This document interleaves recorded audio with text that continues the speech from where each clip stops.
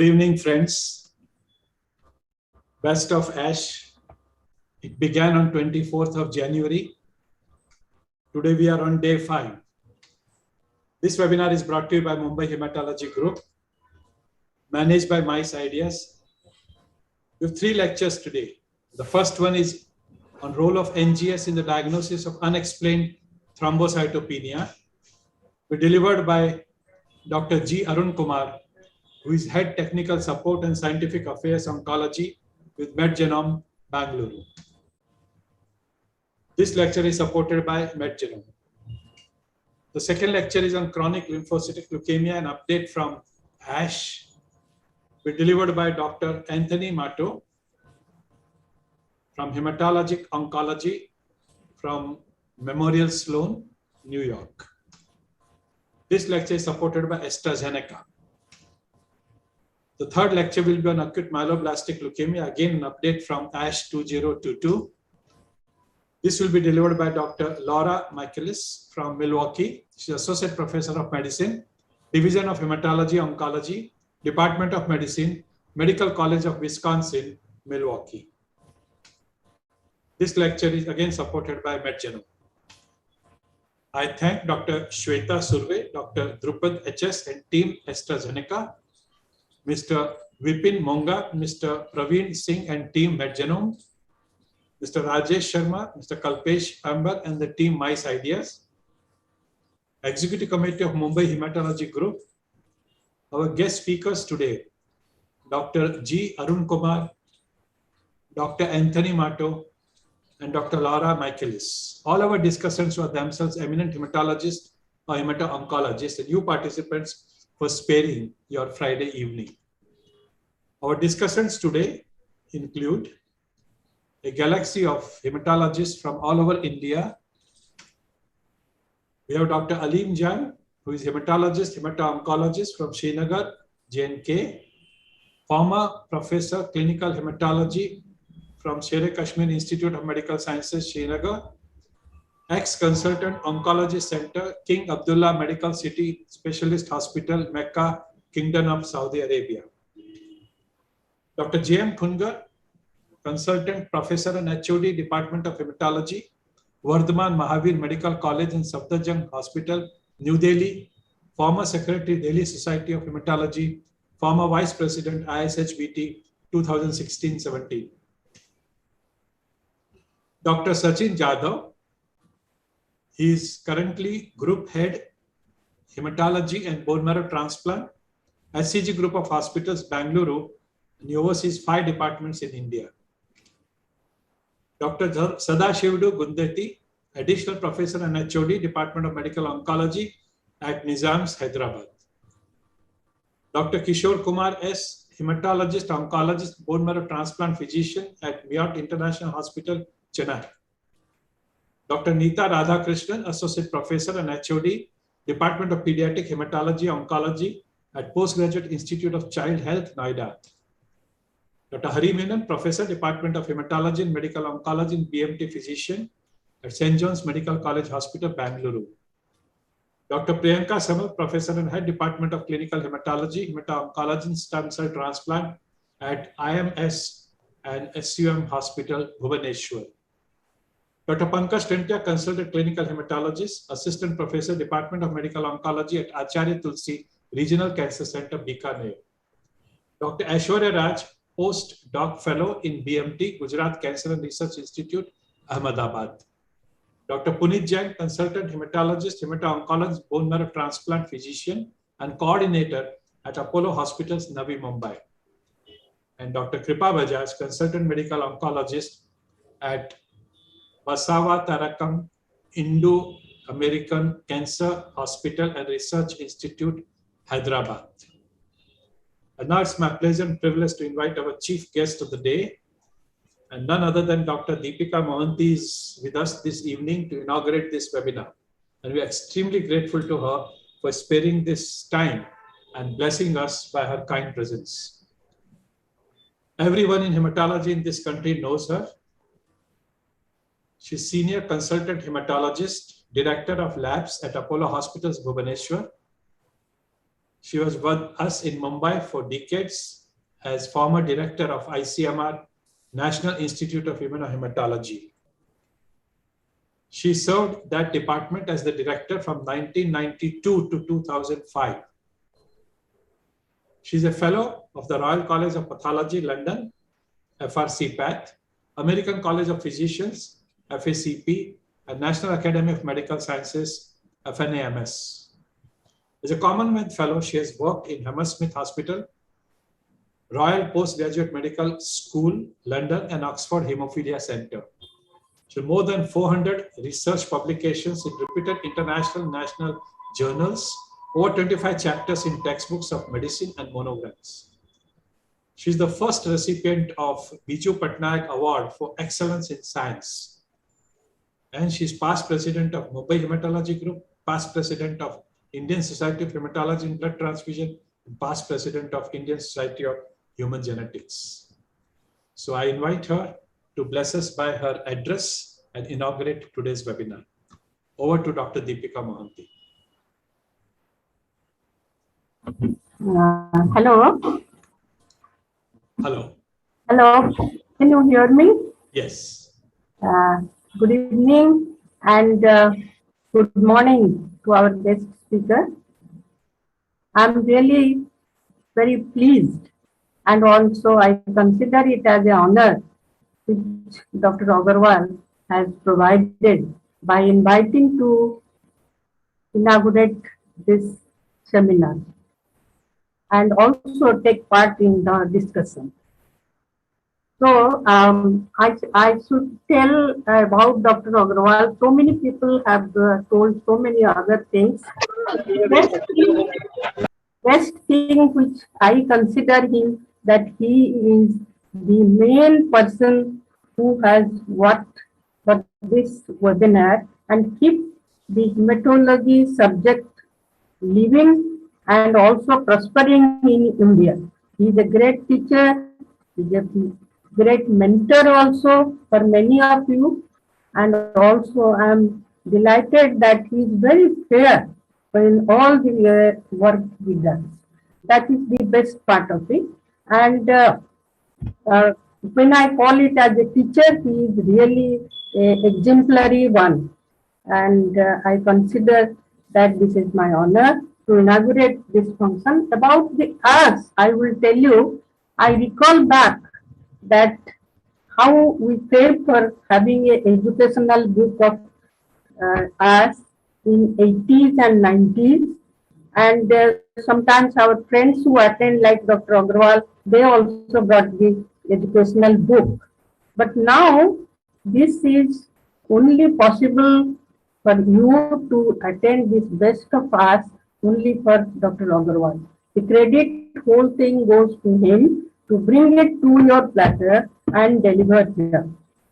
The other thing I'll tell you that us is a leading organization who provides educational material as well as many thoughts which many countries really do that. Even the, for example, the guidelines which are prepared for the therapeutic guidelines, it is a very transparent one and also done by several leading hematologists put together, and then they guide the whole thing. So these are the things which we look for to know that.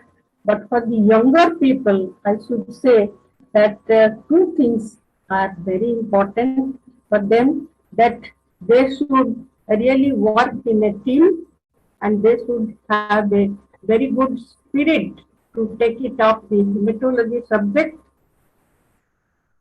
And I think there are enough material in our country, and they should show some innovation in the field of both in the laboratory diagnosis as well as in the therapy. And this is what we are really lacking, that if they put their mind to that, that will be very nice. This is for the young people, that they should have a teamwork and also innovation should come to them. And about the my colleagues who are middle-aged or very senior colleagues, I would like to tell them that for the students they should do and improve their mentorship. That is very important. These younger people are like our kids. So we should really treat them with love and affection, and we should entertain their ideas to come out. And that is very, very important because they are very bright people, I see, and they should do that. And we have enough material in our country, and we should really take that opportunity to find out our own country's problem and how to solve it. With these words, I think my time is only 2 to 3 minutes. I should say that the confident walking is more successful than confused running. So this is what my advice to our younger people. They should really treat and respect the ideas coming from the senior people, and they should be innovative, and we should only reciprocate that we should take their ideas in our field of work. Thank you. Thank you, Dr. Agarwal, for giving me this opportunity to inaugurate it, and I inaugurate now this session. Thank you so much, Dr. Dipika Mohanty. Once again, you spared your time, you joined us, you blessed us with these kind words. The message was very important, and also personally thankful to all the kind words that you mentioned. We begin with the first lecture of the day. Dr. G. Arun Kumar is already with us. He has been introduced, but just for those who have logged in late, he's Head Technical Support and Scientific Affairs, Oncology with MedGenome Lab Limited. So over to Dr. Arun Kumar. Thank you, Dr. Agarwal. Thanks for the kind invitation and introduction. So I'll share my screen. Mine is a relatively short presentation where I'll be talking about one of the papers that came as a collaborative effort with hematologists, a group of hematologists in South India. So this is a retrospective analysis of data where next generation sequencing based testing really helped in answering unexplained thrombocytopenias. So this was in the recent ASH as one of the posters, abstracts, sorry. And this is the team that went behind it, spearheaded by Dr. Karthika. Thanks to her efforts, we were able to come out with this nice article. So the background is that, as we know, the thrombocytopenia is a very common hematological presentation that leads to chronic hospital visits throughout the life. And sometimes it can also be quite life-threatening with respect to the bleeds it can cause. And these patients tend to remain undiagnosed for a very long period of times, not only because of unavailability of the molecular diagnostics, but also due to lack of cognizance and atypical presentations seen in various cases. So thrombocytopenias have, as we know, very diverse etiologies, starting with immune thrombocytopenias, malignancies, liver diseases, etc. And a good group, percentage of the thrombocytopenias are also having a genetic etiology. So diagnosis of the etiology of thrombocytopenia is complex. It requires complex laboratory and clinical workup. Next generation sequencing is one of the tools that can really help in identifying the genetic basis of inherited thrombocytopenias, thus helping to overcome the diagnostic odyssey that you generally come across in this scenario. So the methodology is, it's a retrospective study. Very select set of samples were taken. Inclusion criteria of the patients included positive family history, laboratory or clinical investigations were suggestive of inherited causes, and chronic thrombocytopenia with no response to conventional therapy cases were taken. And exclusion is we did not take up any cases that did not have a germline mutation. So it's just a case, retrospective case presentations rather than identifying the frequency and the diagnostic yield of NGS. So for all the cases, we did what is called as a clinical exome. It's essentially a targeted sequencing of 6,300 genes to identify germline mutations in clinically relevant genes. And the analysis was restricted to the clinical diagnosis that was given. So any variant that was identified were classified as per the ACMG guidelines into pathogenic, likely pathogenic, or variant of uncertain significance. So with this, we'll go on to the main results. So it was a cohort of 18 patients divided into two groups, as isolated thrombocytopenia group with 9 patients and thrombocytopenias with other cytopenias. And most common other cytopenias were anemias, and they were again another 9 cases. And the age distribution of the study cohort was such that we were able to find those with thrombocytopenia plus other cytopenias had a median age of just 4.5 years, whereas those with isolated thrombocytopenia, the median age was 22. Although the range varied from for thrombocytopenia plus other cytopenia group ranged from 1 to 51 years, but majority of them were much early in their life, presenting with various clinical indications. Whereas isolated thrombocytopenia ranged from 12 to 40 years of age. So there was a very characteristic difference in the age when it is isolated thrombocytopenia or thrombocytopenia with other cytopenias. So other demographics were also looked into. For example, the gender was equally distributed, almost 6 males and 3 females in each of the group. And 33% of isolated thrombocytopenias had a positive family history. 11% of thrombocytopenias with other cytopenias had a positive family history, very strong family history. Others did have some history, but they were not very strong, some isolated cases. Phenotype and laboratory clues for the diagnosis was available in 77% of the isolated thrombocytopenia cases, whereas only in 55% of the cases with thrombocytopenia with other cytopenias. And the median time that it took from the initial presentation till the time it came to an NGS experiment was 6 months for isolated and 3 years, 4 months for thrombocytopenia with other cytopenias. And the range is also given in the brackets. So with this background, let us go on to see what are all the common types of genes that were mutated and what type of classification of the mutations were seen. So this is the list of mutations that were identified, genes that were mutated, identified in isolated thrombocytopenia cases, where there were 3 pathogenic cases, mutation cases, 3 likely pathogenic, 4 pathogenic, 3 likely pathogenic, and 2 variants of uncertain significance. So what we mean by this here is that pathogenic cases, we know very well the mutation identified in the particular gene causes the clinical or explains the clinical picture, and it is known to cause the pathogenesis. For example, the MYH gene mutation is known to cause X-linked macrothrombocytopenia, and that was very well matching with the clinical picture that was given to us. And all the mutations identified in these cases had a well-established mutations, and they were also having functional studies.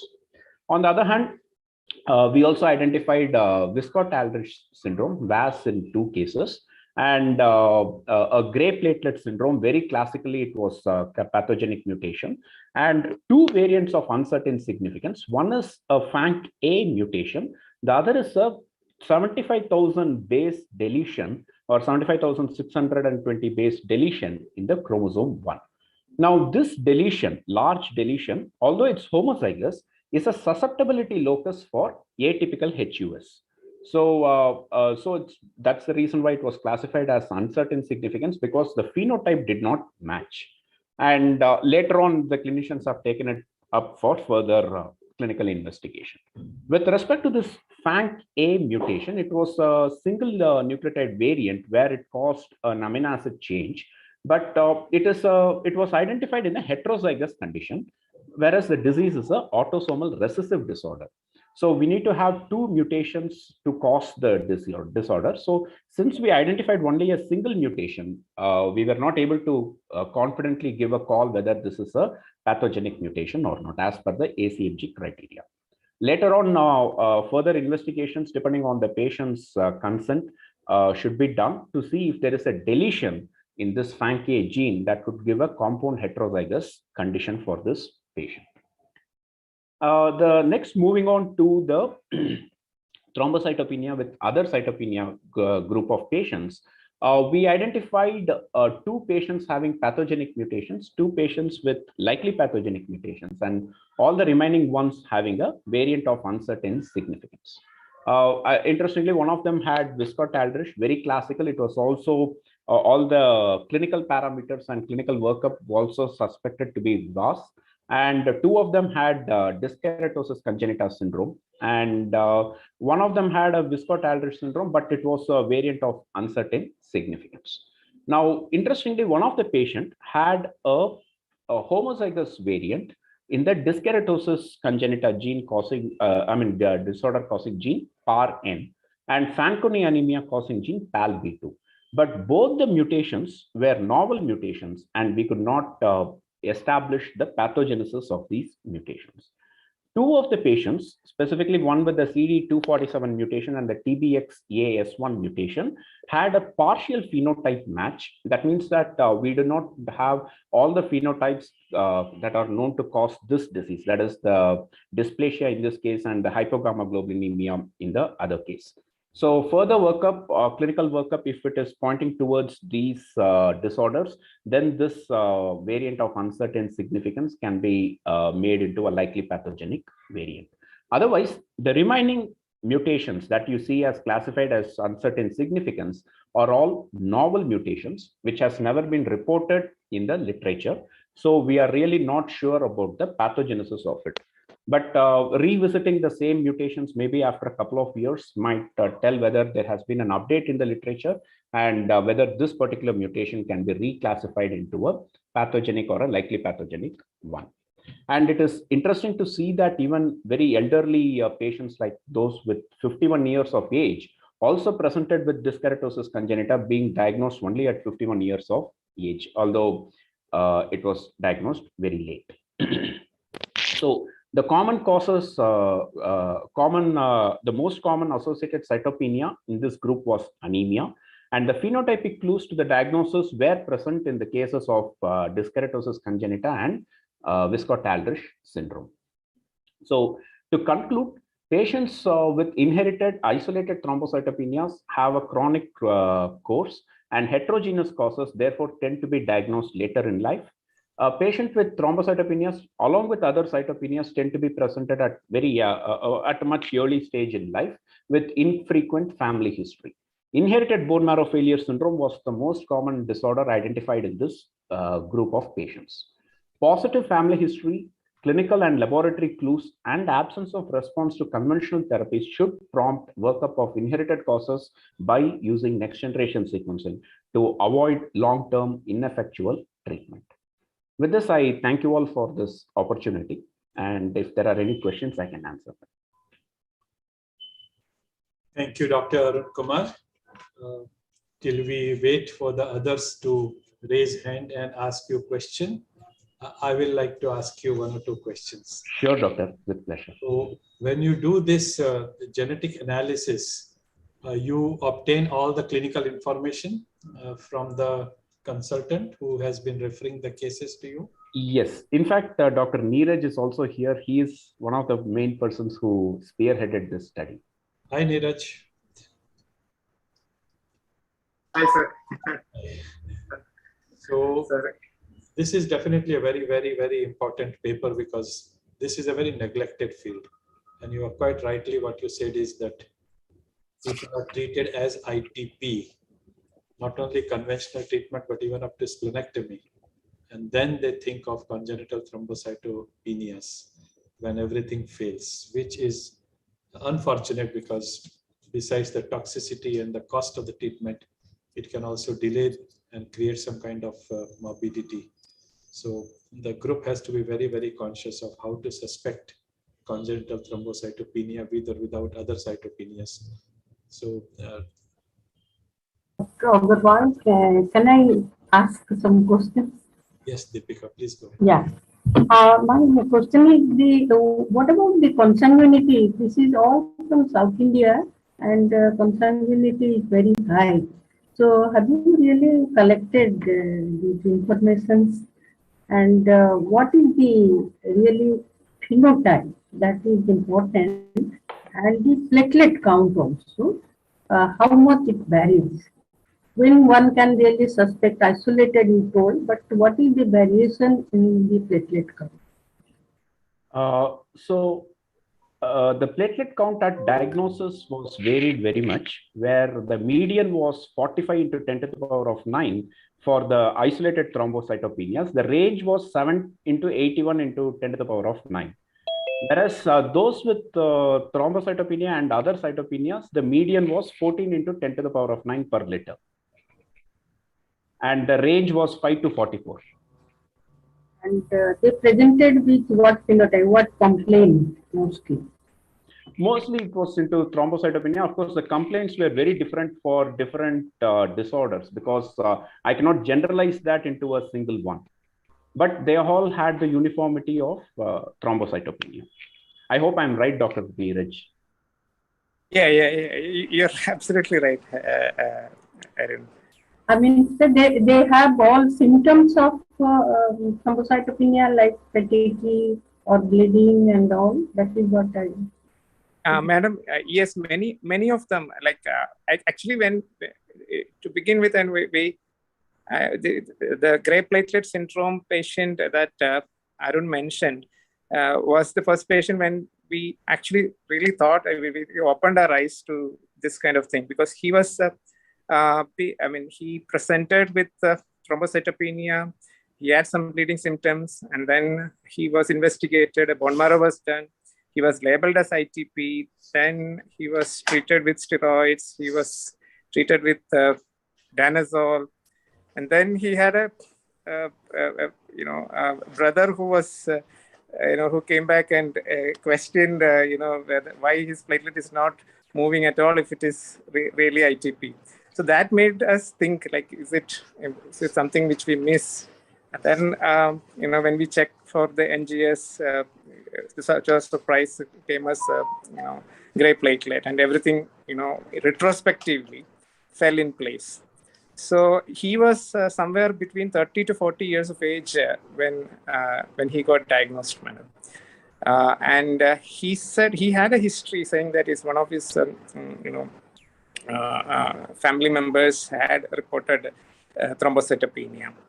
So there may be a subtle history of family members. So now one of the family members. So now I keep asking if your family, between any patient below 30 years or 35 years, I keep asking if it is not responding to steroid, or if it is, if before terming as chronic ITP, now it's, think of the inherited causes. So sometimes the other things also we have been fooled, like the Wiskott-Aldrich syndrome patients presented with chronic dialysis dependent renal failure. Both were brothers. One person actually died of renal failure. So the renal failure manifested first, and the thrombocytopenia was apparent later only. So he first went to the nephrologist. So and there was some other disorders, like where when the patient came with thrombocytopenia and we have been treating as ITP, and then he said I went to the ENT department. So why? Because he said I have also got some hearing problems. So so there will be subtle clues from the patients which we have missed actually. So it was a learning for us actually, and confession that we may have missed such things, and if we didn't really look for it. Because ITP is a diagnosis of exclusion. In our part of the country, that is eastern side, we have the macrothrombocytopenia. There are certain cases, macrothrombocytopenia, and they many times they are treated like ITP. Then they come and the platelet count never goes. That's the thing why they are referred. You are right that ITP is the misdiagnosis is there, and they are treated for that. After that is there. Thank you. Dr. Alim Jan, your question. Hi, Neeraj, how are you? Basically, when we talk of thrombocytopenias, we have micro, and we have macrothrombocytopenia, normal thrombocytopenia. So that thing was already available to you people. As far as Viscott-Aldrich syndrome is concerned, or as far as other thrombocytopenia, there are some we call in our place Himalayan plate syndrome. There are some genetic things which are associated with that. Did any of your patients have any kind of a kidney problem and hearing problem? Yes, some of them had. That was I was mentioning. Two brothers presented with renal failure. Okay. First, dialysis dependent. One of them is alive now. One of them unfortunately have died. And then the nephrologist referred for thrombocytopenia. And both of them had Viscott-Aldrich syndrome. Because the basic teaching of thrombocytopenia is the history and the micro, normal, or macro thrombocytopenia. Then one goes accordingly. Did any of your cases pick up Bernard-Severer, which is macro thrombocytopenia? Because you showed Viscott-Aldrich, which is micro. You showed Myhaglin, which is again normal. Did any of your patients have some kind of an Bernard-Severer? Did you pick up with that? Any of your Not cases? sure. Dr. Arun, did we have a No, we did not. Okay. We did not have any macro. Alim, you will not go to Arun Kumar for Bernard-Severer, isn't it? You Yes, diagnose it just by ristocetin Absolute. No, I was just for academic purposes. Yeah, he wouldn't get those cases. Thank you. Bernard-Severer, Glanzmann's thrombocytopenia, Absolutely. TAR, Yes. these will not reach MedGenome. These we will diagnose, you will diagnose, I will diagnose. Yes, sir. It's We have been doing that. cases where you are suspecting and you can't diagnose them, that has to go to the NGS. So one has to be very careful where you are doing the NGS and where you can diagnose it by your clinical tools. So, consanguinity, involvement of the family members, associated abnormalities in the other system. And of course, it's extremely important to diagnose these congenital cases because they are prone to develop even malignancies, some of those predisposing conditions. So NGS panel is extremely important in the workup of congenital thrombocytopenia. We have some more questions here. Dr. Neeta wants to ask a question. Yeah, thank you. So very good paper, Dr. Arun and Dr. Neeraj. I have a comment and a question. Comment is that nowadays, even for immune cytopenias, not the ones which have a family history or the ones who are not responding to treatment, even the classical ITP or an AIHA which is refractory, we are to be looking for NGS panels to look for immune dysregulation in it. So we have had a couple of patients where they were refractory or AIHA or refractory ITPs, which turned out to have something else underlying when an NGS was done. My question is, like, what happens to those likely pathogenic /VUS? How do you counsel them? Because there are no other functional testing that is available. So I have a child who is a similar, around 14-year-old boy with refractory ITP. The NGS shows a VAS mutation. So he must be X-linked thrombocytopenia, but it's reported as a VUS. So how are we to counsel these families? Do we stop everything and just label it as XLT? Or do we look for any further testing? Dr. Neeta, you mentioned that is ITP. He is a refractory. He is refractory thrombocytopenia. Okay. He does respond to steroids, sir, but then he is refractory to everything else. I want to caution everybody here. If somebody responds to steroids or somebody responds to IV gamma globulin, even if you find an NGS panel abnormalities, do not change your diagnosis. I've seen this many, many times, especially in the pediatric practice, because it's very, very unusual that a congenital thrombocytopenic purpura will have a sustained response to steroid or even slight response to IV gamma globulin. So be very careful. We'll just move on with some more questions from the audience. One question from Dr. Astha is, how do you differentiate between homozygous and heterozygous on NGS panel? So that's actually quite simple in the way that we get what is called as reads.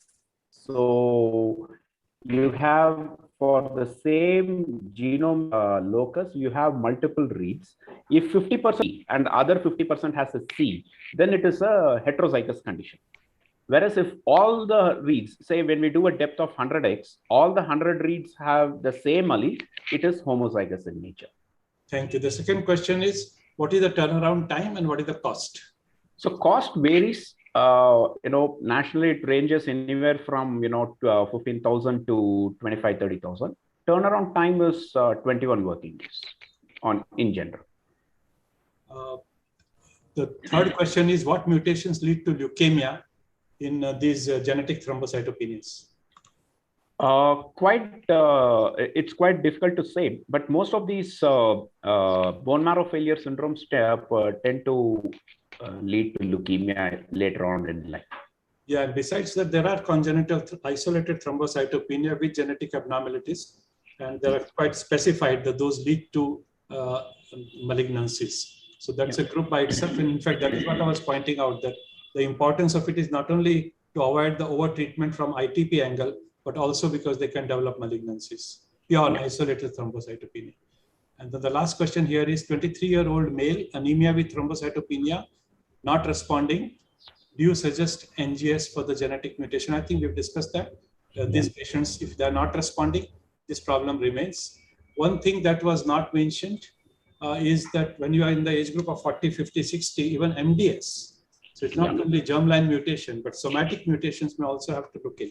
In fact, pediatric age group, genetic condition, elderly age group, MDS is the commonest differential diagnosis of this so-called waste paper basket diagnosis of ITP. Any other question? We are finished with the questions in the question box. Now we can go back to the faculty here if there is anybody.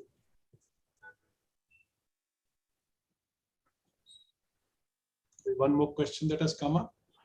Monoallelic or biallelic variants. Okay, so that's a very interesting question, especially it comes when you do the CEBPA mutation testing in AMLs. So monoallelic and biallelic can be cannot be differentiated by NGS. So what happens is we don't know whether the mutation is from the same clone of cells or from different clones of cells, although the mutation is in the same gene.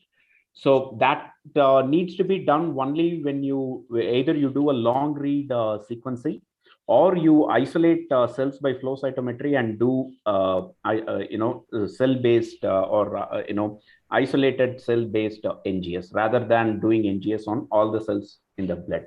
So yes, to put in very simple words, NGS cannot differentiate mono from biallelic mutations. It can just say whether it is a single mutant or a double mutant. Thank you. Any other question, please? We have a couple of minutes. How do you really counsel these cases? Dr. Niraj, how much follow-up and counseling have you done that? Madam, we whenever the specific mutation has been identified, then problem with your audio, Neeraj. Meanwhile, Dr. Arun Kumar, one more question in the question box. What NAGs, or I think it's NGS, what NGS anomalies predispose to which acquired thrombocytopenia? That's I won't say it's an NGS anomaly. I think the better way to put that would be which gene causes which type of thrombocytopenia. There are it's a very big list of genes. Like there are more than 20-30 genes that can directly implicated with thrombocytopenia. So maybe later, if you share your mail ID, I can give you the literature on that. That's about the genetic thrombocytopenia. Yeah. The question here was of acquired thrombocytopenia. Okay. Genetic disorder leading to acquired. So I think the primary immunodeficiency disorder. PIDs. Yeah. Bone marrow failure syndrome. Yeah. If you have a immunodeficiency disorders, you can develop an immune complex disease. So in fact, that is what you have to look out for sometimes. There's one more question here in the chat box. Is there a role of NGS for thrombocytopenia associated with ALPS?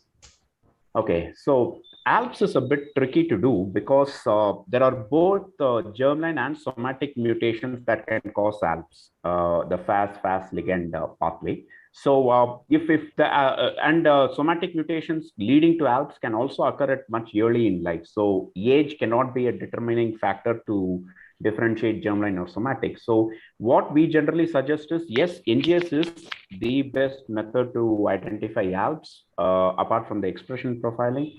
So we suggest doing a high depth sequencing for the fast ligand caspase genes and related ones to see if there is a germline or somatic mutation, which will be picked up when you do a high-depth sequencer. So NGS does help a lot in that. I do have quite a few good cases on this particular disorder. Thank you. Any other question?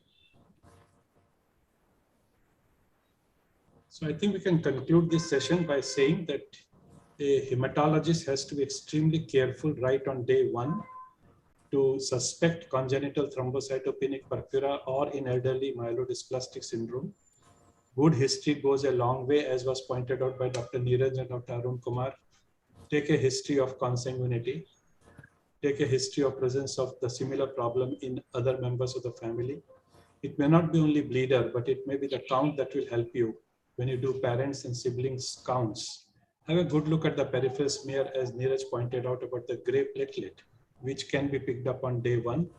As was pointed out by our friend from Srinagar, microplatelets, macroplatelets, inclusion bodies in the neutrophils, all these are extremely important in suspecting the disorders on day one.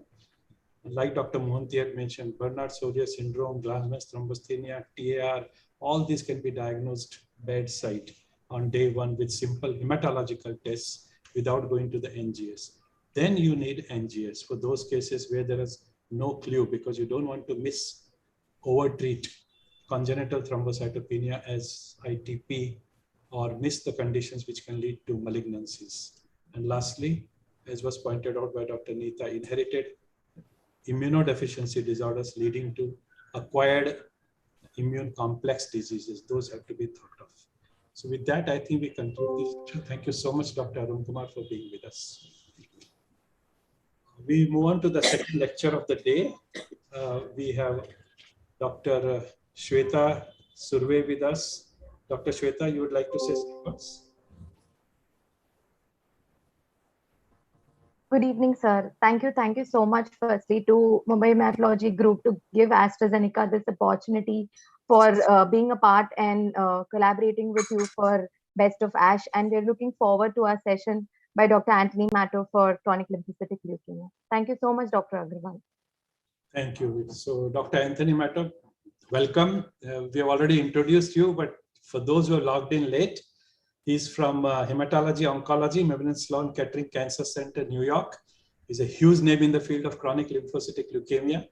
Every student of hematology has learned a lot about CLL by reading his research. So without wasting much time, we'll go directly to Dr. Mato. Hi, everybody. Thank you for having me here. I wish we could visit in person. That would be amazing. I'm going to talk about CLL, maybe touch a little bit on lymphoma if I have a few minutes at the end. I know I have about 90 minutes. I do, due to a conflict, just to let you know, I will have to leave around 9 a.m. Eastern time in about an hour or so.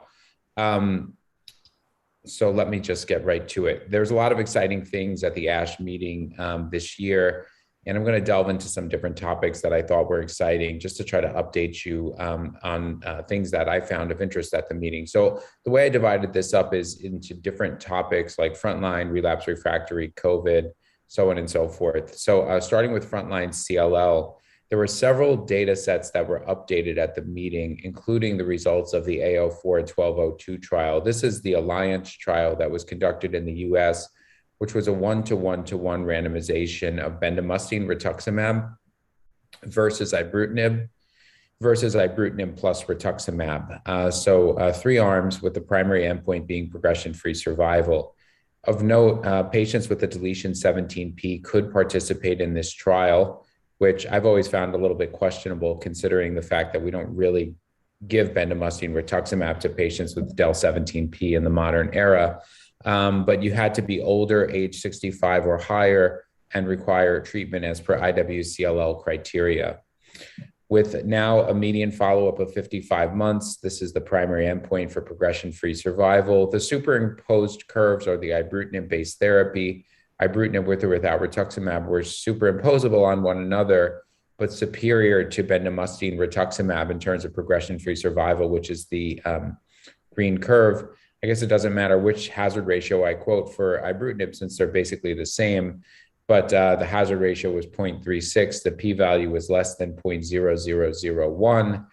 And, so we can see that chemoimmunotherapy is inferior in these patients.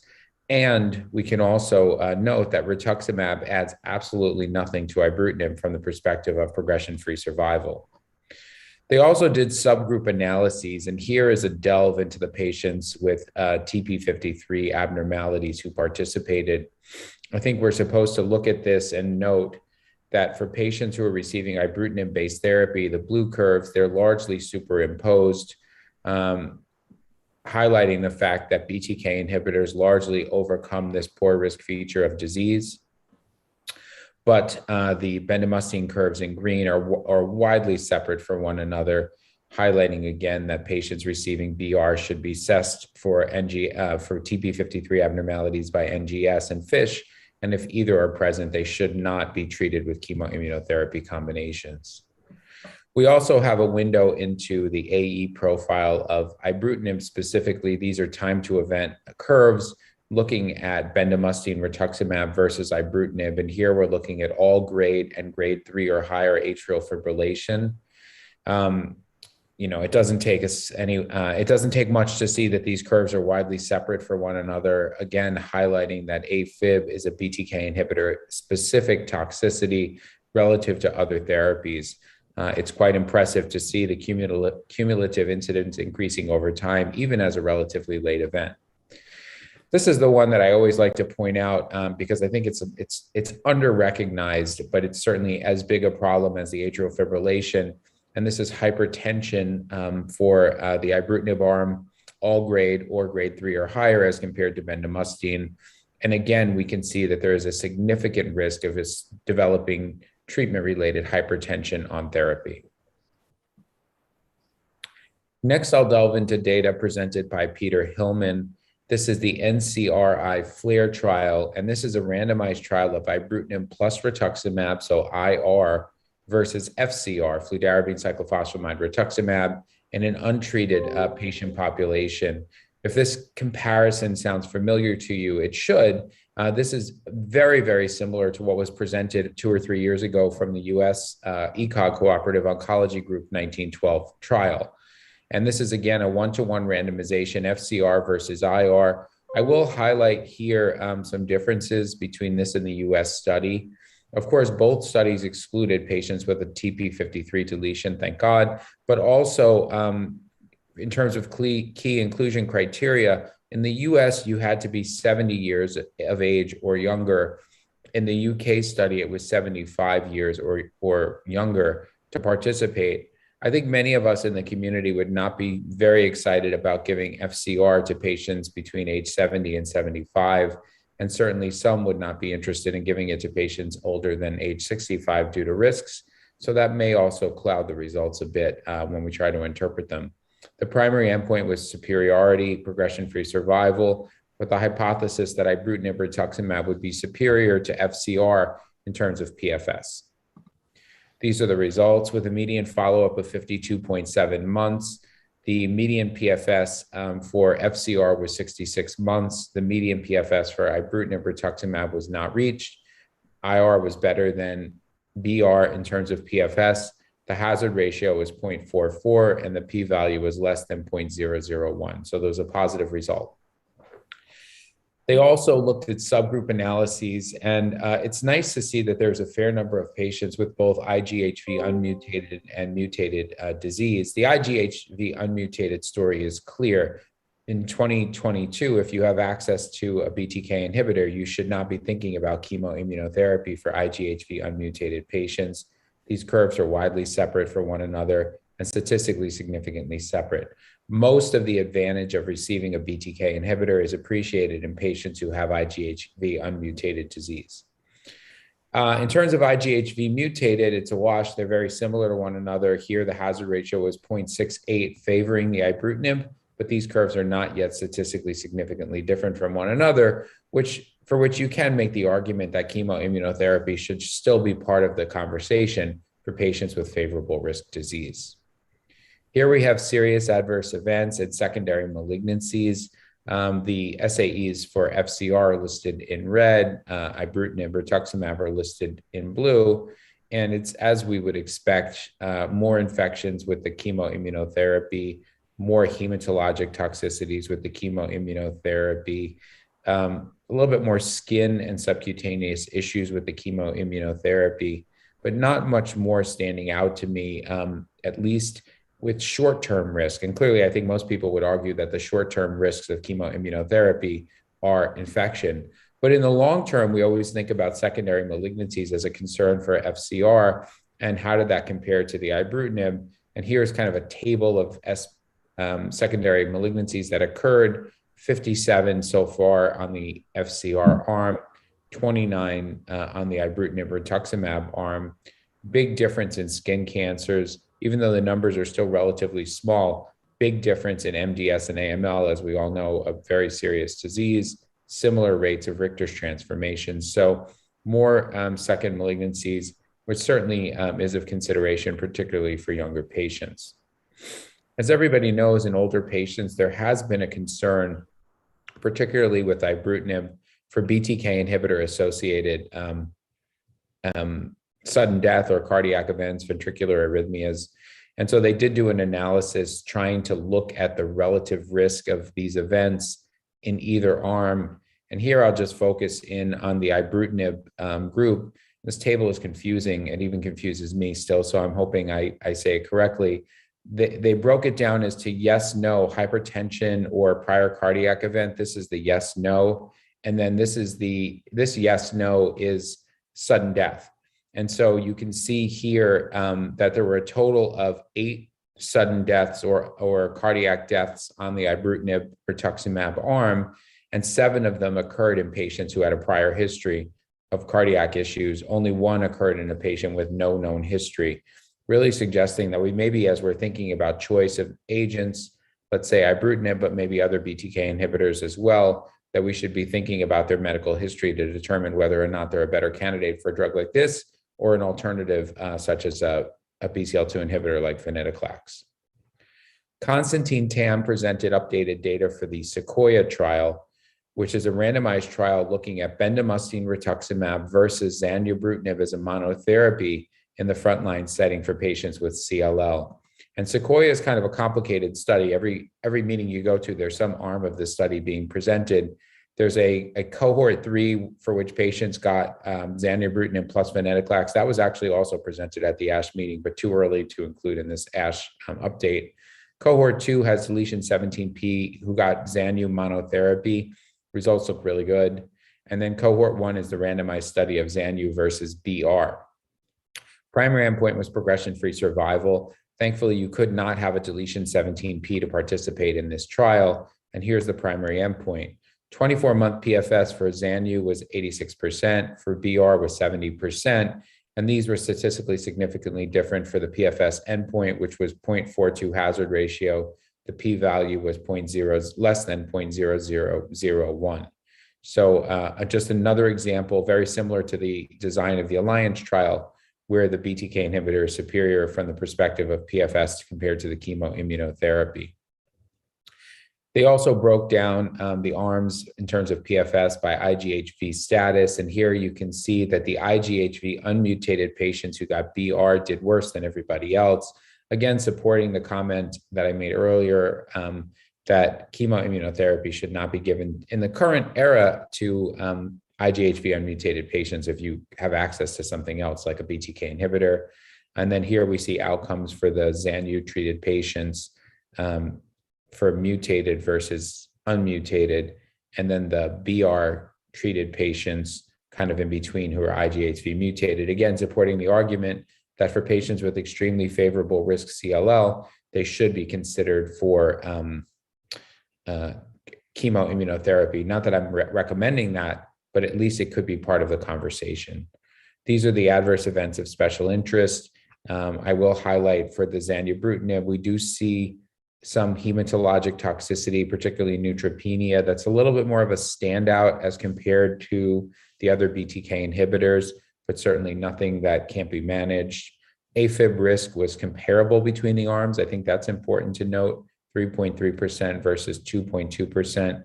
hypertension was more pronounced in the Zanu arm as compared to the bendamustine rituximab. The German CLL study group under Barbara Eichhorst gave us an update of the CLL, or actually not an update, really first presentation of the CLL 13 trial.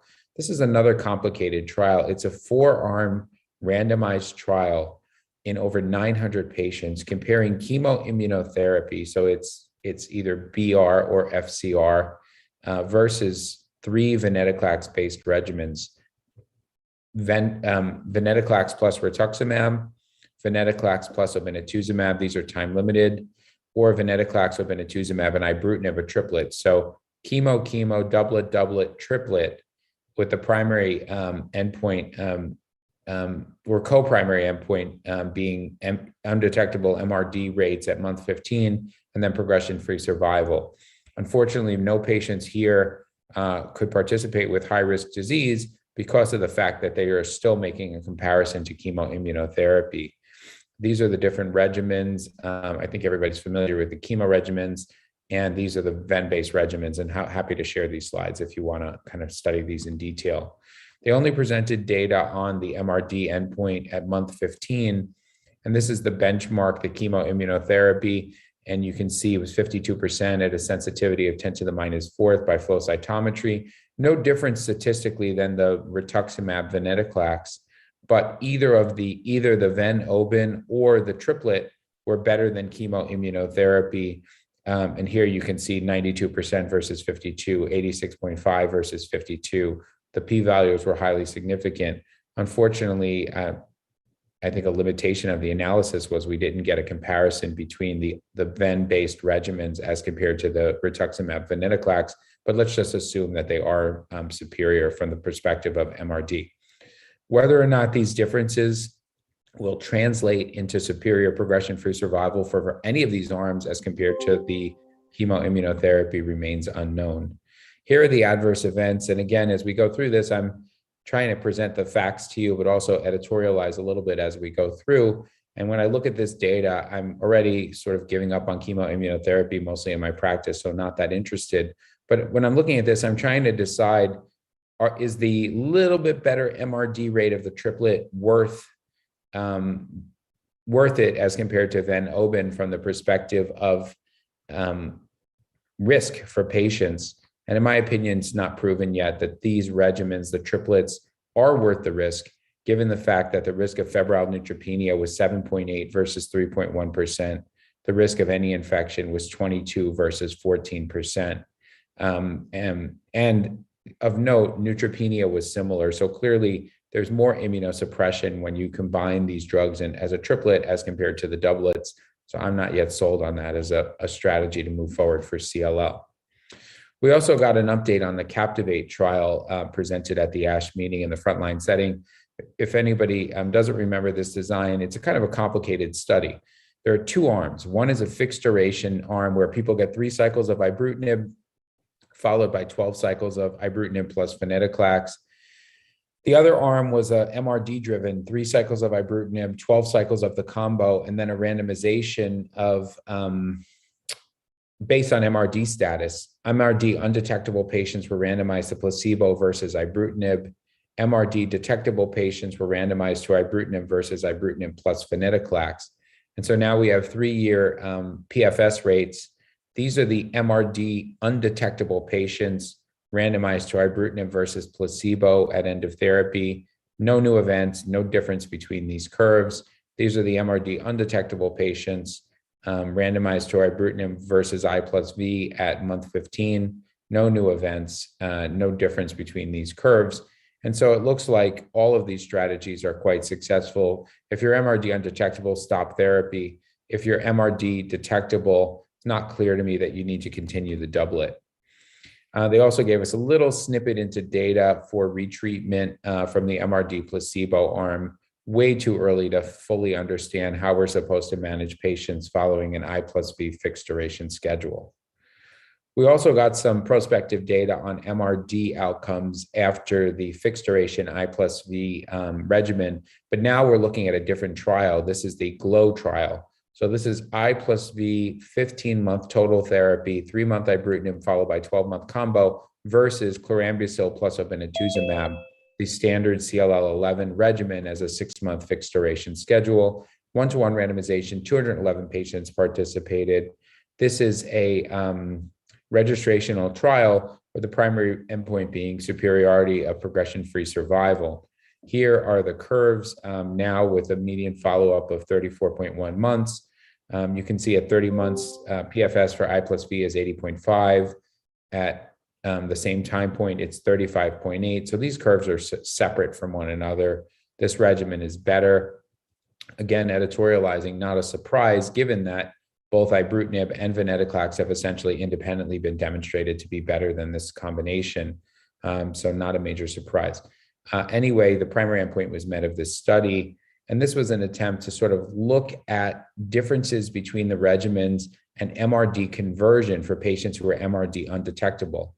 And the bottom line is that if you're MRD undetectable following this one, the chances are being undetectable 12 months later are a lot better than if you're MRD undetectable following this one with the same comparison. 84.5% of patients had sustained undetectable residual disease versus 80.4% at a sensitivity cutoff at 10 to the minus fifth. So conclusions about frontline CLL. For BTK inhibitors, ibrutinib is more effective than chemoimmunotherapy as frontline for CLL, including those with high risk. FCR is equally effective for patients with mutated IGHV. Use of chemoimmunotherapy is associated with an increased risk of secondary cancers as compared to novel agents, particularly ibrutinib in the example I showed you. Use of BTK inhibitor is associated with an increased risk of cardiovascular risk over time. Newer and safer BTK inhibitors are on the horizon. And in terms of venetoclax, ven-obin-based fixed duration frontline combinations can result in high rates of MRD undetectability. Now we'll delve into relapse refractory CLL, and I'll highlight some data presented by my colleague Lindsay Roker from MSK. And this was a phase 2 trial evaluating the addition of ublituximab and umbralisib to ibrutinib in patients with CLL. And the study design is unique here in that we kind of took the hypothesis that triplets are not for everybody, but there may be some patients treated with targeted therapies who would ultimately benefit from an add-on approach, going from example, ibrutinib monotherapy to a triplet to try to induce undetectable residual disease and stop therapy.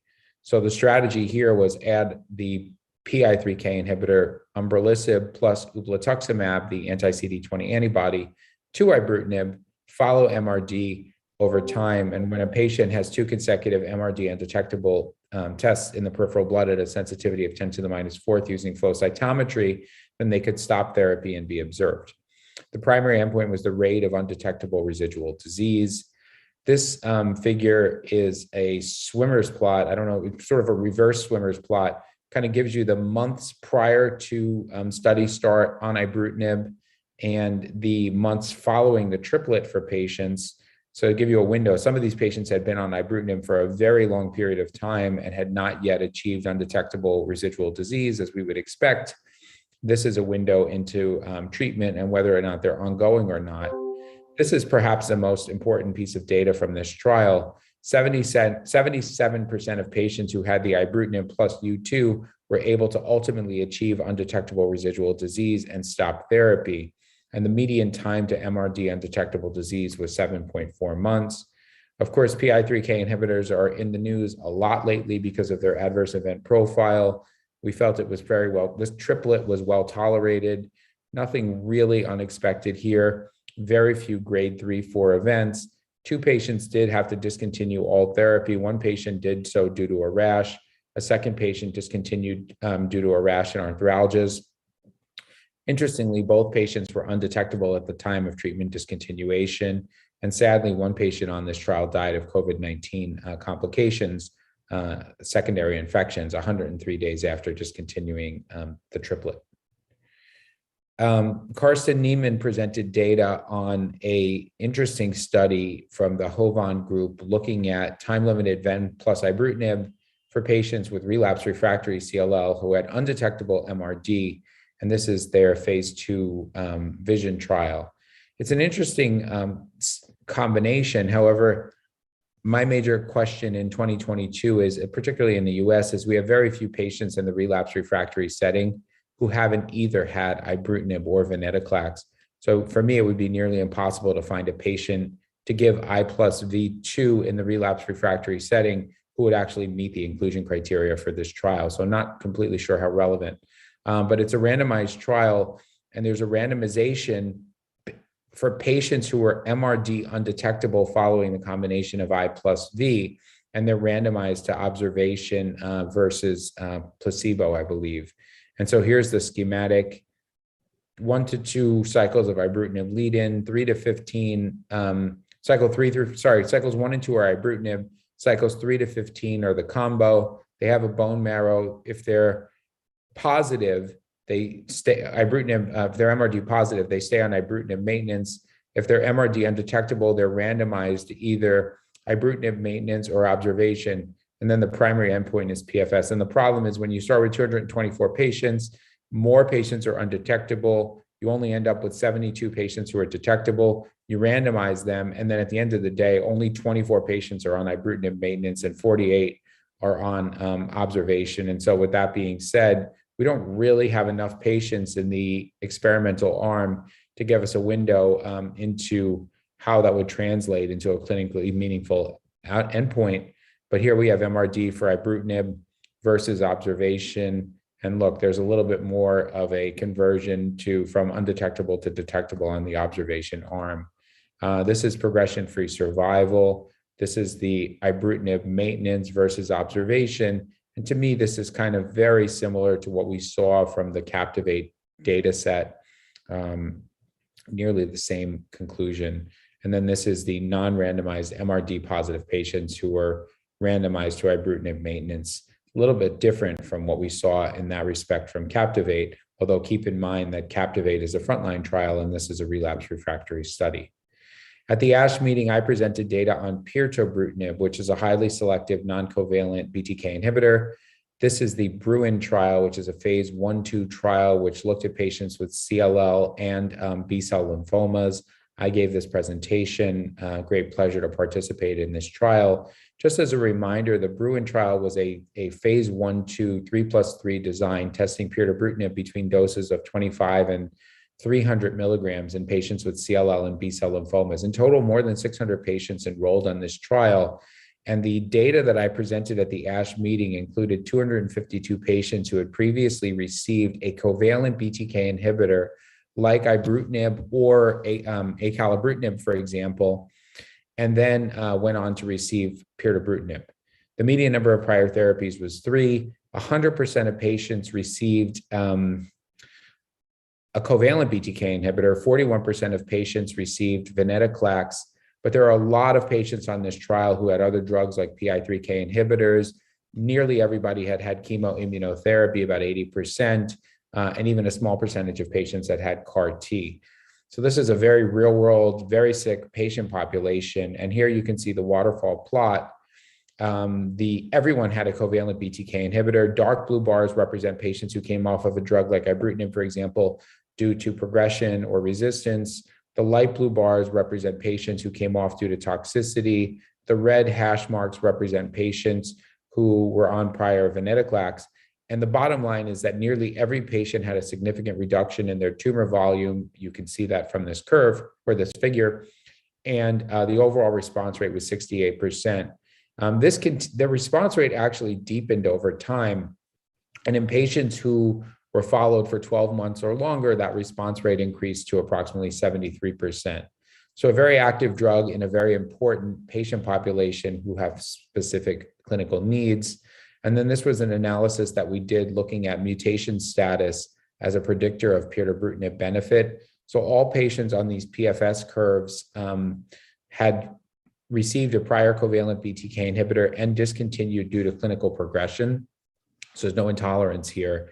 And then we stratified outcomes by whether or not they had a BTK CYS481 mutation. And as you can see here, the curves are superimposable. Of course, any drug that has activity, particularly in a phase 1 setting, we need to really delve into the safety profile. This is the safety data for pirto given to both patients with CLL and lymphomas. As you can see here, the drug is really well tolerated. There were only 4 adverse events that were seen in greater than or equal to 15% of patients. Those included fatigue, diarrhea, neutropenia, and contusion. And then the BTK inhibitor adverse events of special interest like hypertension were only 7%, AFib 2%.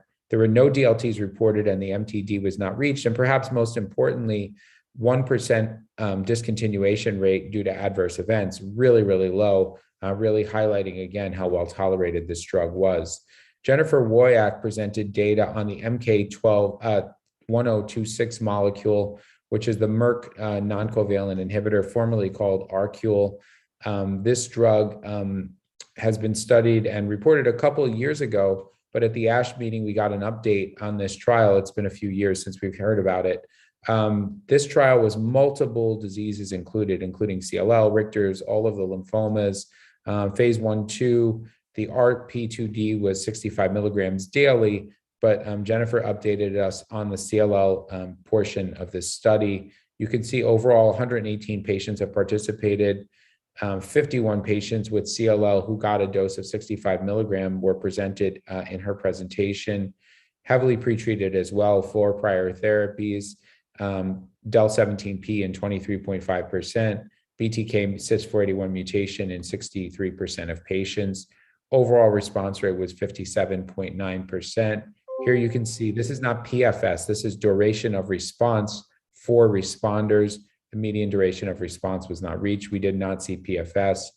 The percent change from baseline in SPD is noted here. Waterfall plot, 93.9% had any decrease, 69.7% had a decrease of greater than or equal to 50%. Here are the adverse events. 96.6% had a treatment emergent adverse event. 68% had grade 3 or higher.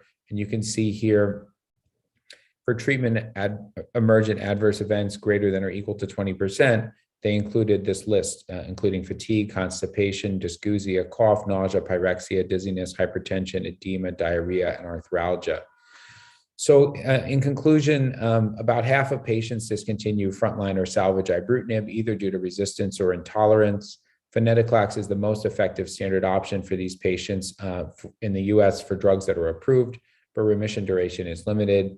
Alternative agents do exist that are approved for patients who have seen prior other novel agents, particularly PI3K inhibitors and chemoimmunotherapy. And pirtobrutinib is a novel experimental BTK inhibitor, safe and effective for patients with relapsed refractory BTKI, including CYS481 mutations. But the data for the Merck molecule are also encouraging, and we need longer-term follow-up on both to further differentiate these molecules. I'll now delve into the topic of CLL and COVID-19. And the French group presented interesting data on humoral responses to mRNA vaccines at the ASH meeting. And this is a question that we're all focused on in our patients. How well do the vaccines work? In the US, most people are now receiving either the Pfizer or the Moderna mRNA product. The current recommendation for CLL patients is to have 4 doses, 2 per the standard schedule, a booster, and then a second booster to be given 5 months following the 3rd injection. So they gave us a window into how well 2 doses work for CLL patients. From the perspective of humoral immunity, this has nothing to do with COVID infections or T-cell immunity. Treatment naive settings, 72% had a humoral response. Prior treatment group had 60%. And then on therapy, let's say a patient like on a BTK inhibitor, for example, had 22%. And then they went on to look at the subset of patients in each group who did not have an appropriate response to 2 doses and see what happened after 3 doses. You can see overall the response rate was 35% to the 3rd dose. But when you break it down into the subgroup, 58% of the previously negative treatment naive patients responded to dose 3, 58% of the prior CLL treatment group responded to dose 3, 26% of the on therapy patients responded to dose 3, whereas they had previously not responded to a prior dose. There's also some preliminary data at the ASH meeting presented on cellular immune responses to the Pfizer vaccine in patients with CLL. I don't know about you, but in my clinic, patients always want to know whether they've had a quote unquote T-cell response. We don't have any ability to actually measure this in our clinic, and I'm not really sure of the clinical utility. but they did provide us some data on cellular response by therapy. This is the Israeli group, treatment naive, previously treated, or ongoing therapy. And they broke it down specifically in patients, and you can see certainly the treatment naive, previously treated groups did better than the ongoing treatment. And then they actually broke it down by BTK inhibitors, BCL2 inhibitors, plus OBIN, and BCL2 inhibitor as a monotherapy. I'm not really sure, again, of the clinical utility, but it's very interesting biologically. They looked at correlation of cellular and humoral responses. This is the T cell response was highly correlated with detection of anti-spike antibodies, not a surprise.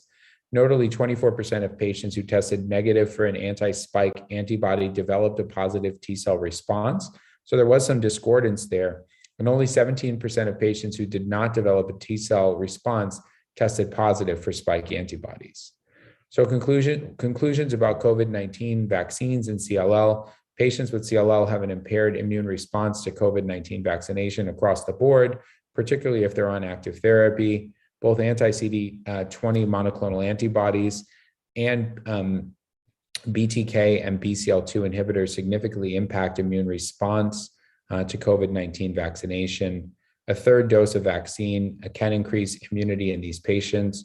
Of course, we don't have any information about what a fourth dose will do, but I suspect we'll get an incremental benefit from that as well. And about 24% of patients with no humoral response can have an optimal response to COVID-19 vaccine. So some key points about CLL. In terms of frontline setting, BTK and BCL2 inhibitors are more effective than chemoimmunotherapy for high-risk patients. Use of BTK inhibitors yields potential cardiovascular risk, and novel next-generation inhibitors are in development. They may be better. Certainly the head-to-head data for ibrutinib versus Icala and Zanu versus ibrutinib appeared to really highlight the differences in the cardiovascular risk profile. Novel and safer PI3K inhibitors could be used to consolidate responses to agents like ibrutinib.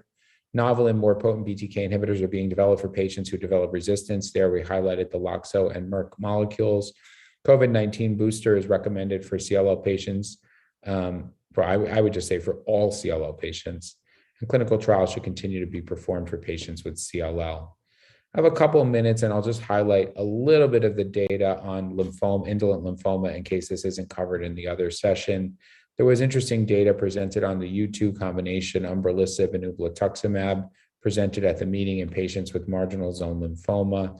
This is the relapse refractory Unity NHL trial. U2 is the same combination that Lindsay gave to her ibrutinib treated patients. And there's a little bit of snippet of data of umbralisib as a monotherapy in patients with marginal zone lymphoma. Response rate was 49%, 2-year PFS was 51%. This is the trial design. You had to have relapse refractory marginal zone lymphoma, greater than or equal to 1 prior anti-CD20 antibody. You could be refractory to it. And then they received U2, umbralisib as a continuous therapy, ublituximab as a time-limited therapy, with the primary endpoint being assessment of overall response rate. 72 patients participated. In my mind, that's a big study for marginal zone lymphoma. You can see here the median number of prior therapies was 2, so relatively heavily pretreated group. The AE profile looked reasonable and similar to all of the other U2 studies presented. Certainly all of the PI3K inhibitor-associated toxicities are there or happen, including pneumonitis, transaminitis, colitis. Whether or not they're listed here, they are a possibility, or they're listed here rather, but relatively low risk and leading to few discontinuations. Here we see the overall response rate across the board was 70%. You can see here where they did some censoring for COVID deaths, but here's the IRC associated progression-free survival, all comers, non-censored, with 17.61 months. There's also some data presented at the meeting for CAR T cells. This is long-term follow-up of ZUMA-5. This is the axicabtagene product, the axi-cell product, in patient with indolent non-Hodgkin lymphoma, and a particular focus on follicular lymphoma. Here you can see follicular and marginal zone lymphoma data from 2 different trials, ZUMA-5 and the ELARA trial for the TISA cell. primary endpoints here were overall response rate and CR rate. And here we have a side-by-side comparison for follicular marginal zone lymphoma of the two different products. The take-home message is that it's quite high, 94% for follicular and with the axicabtagene, 83% for patients with marginal zone lymphoma. You can see here the overall response rate was 86.2%. The CR rate was 69.1%. And here we have the progression-free survival for the two products. And again, the take home from all of this is that the various CD19 directed CAR T products look quite excellent for patients with indolent lymphomas. And so this is something that's up and coming and we can discuss further, but certainly I'm excited to now see CAR products potentially make their way into the CLL space. And finally, I'll just mention the bispecifics. Again, a topic I'm very excited about in CLL, but not enough data presented on these at the meeting to really give you any snippet into their activity for CLL. But in lymphomas, we did get some data presented on mosunetuzumab as a monotherapy in patients with follicular lymphoma. This is a CD3 by CD20 directed antibody, which can now be given in subcutaneous formulation. This is the structure of the molecule. This was the study design, grade 1 through 3A follicular lymphoma. You can see here in this administration schedule was given intravenously, but I'm much more excited about the subcutaneous approach. 90 patients participated in the trial, heavily pretreated, median 3 prior therapies.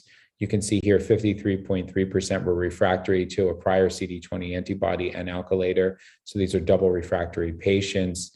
The drug was well tolerated from the perspective of the fears of CRS and or neurotoxicity. So an acceptable toxicity profile. And you can see here data now on specifically CRS by cycling grade, largely grade 1 or 2 events occurring relatively early on in the course of therapy. The median PFS in this high-risk patient population was 17.9 months. And you can see in the patients with who are double refractory, for example, or who are early progressors, that these were relative, that the CR rate, the ORR, and we don't have data on PFS, but let's assume PFS are relatively well preserved. So an ASH 2021 summary for indolent lymphomas, U2 appears promising for relapse refractory marginal zone. CAR T responses look good for indolent lymphomas, particularly with longer term follow-up for either of the products that I presented. And mosunetuzumab appears promising for relapse refractory follicular at 17 months. I didn't include data on the GlowFit molecule, but it also does appear to be quite promising. So thank you very much for your time, and I can take some questions. Thank you so much, sir. You really updated us with all the aspects of CLL and lymphomas. Before I ask the faculty to ask the questions, I have 1 or 2 questions for you. It's been the overall impact on the overall survival of patients of CLL with all these progresses. Sorry, can you repeat the question? Impact on overall survival of a CLL patient with the modern treatment. Yeah, that's a good question. I mean, I haven't seen any really like amazing data set with the sort of the modern era included from a population perspective, but my general take is, most of these trials, particularly the ibrutinib trials, have led to improvements in overall survival compared to relative comparators.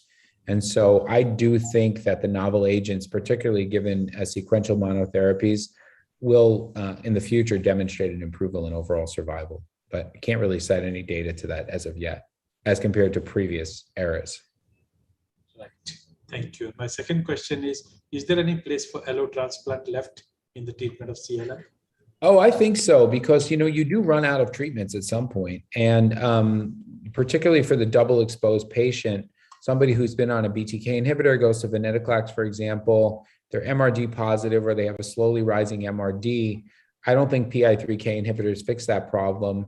Ven retreatment, there's very early data, but certainly it's not likely to be a long-term solution for young fit patients. My same colleague from MSK and I published a paper on allotransplant following novel agent-based therapy in Blood Advances a couple of years ago. And it does appear to perform similarly, following one or two prior novel agents. So I do think the pendulum, as we have large cohorts of patients, particularly younger patients on targeted therapies, will swing back towards needing allotransplant, particularly if CAR T doesn't come in as an approved therapy in the US and in other countries. Thank you.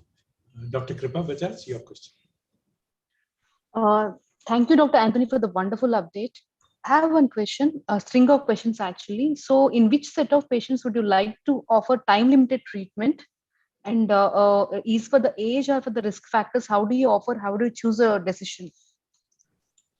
So it's a good question. And I think, again, this is editorializing, but the majority of trials conducted, randomized trials, have not addressed the key questions in the field. And so if I have to come back next year and present one more trial comparing a targeted therapy to chemoimmunotherapy, I'm going to not be too happy. And so there are a few trials that are underway that are exploring these questions, particularly the German CLL17 trial, which is comparing ibrutinib versus Van-Oben versus I+V as a time-limited therapy. But they're years away. At this point in time, I honestly don't make any distinction based on genetic risk factors to say who should receive or not receive a time-limited therapy. I offer Van-Oben or Acala or ibrutinib to my patients generally as standard frontline therapies, and then look at their age, their comorbidities, their risks, their preferences to make the decision. But it's not really based on hard data at this time. We are in the US, actually, I want to say US, globally, conducting the MAGIC trial, which is a comparison of A plus V, Acala plus venetoclax as compared to Van-Oben. This will be MRD-driven time-limited comparisons, and hopefully that will also help us to address at least what would be the better doublet using an MRD-driven strategy. Currently, what is your preference for TP53 mutated or 17p deletion patients, sir? I don't have one at this moment. And I think, people, I do feel that if you have other people or you look at the literature, you get the idea that it has to be a BTK inhibitor given as a continuous therapy as kind of the standard recommendation. But if you look at the data for Van-Oben, and then generally that's what I do. But if you look at the data for Van-Oben, you could make the argument that the median PFS for the subset of patients, small subset of patients on CLL14 was 53 months. Not so bad for a DEL17 population. And of course, if Ven retreatment works in that situation, you may be able to extend PFS out another 20 to 30 months. And there you're kind of in the same ballpark. What I can tell you absolutely is that it's in our country, it's malpractice to give chemoimmunotherapy to a patient with a deletion 17p. And so certainly either targeted therapy approach I think is reasonable. In 2022, will you offer chemoimmunotherapy for IGHV mutated patients still?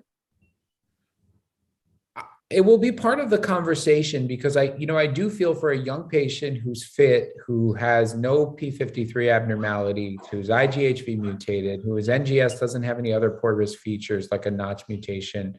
We're talking about like 5% of patients now, but they potentially could be cured by FCR.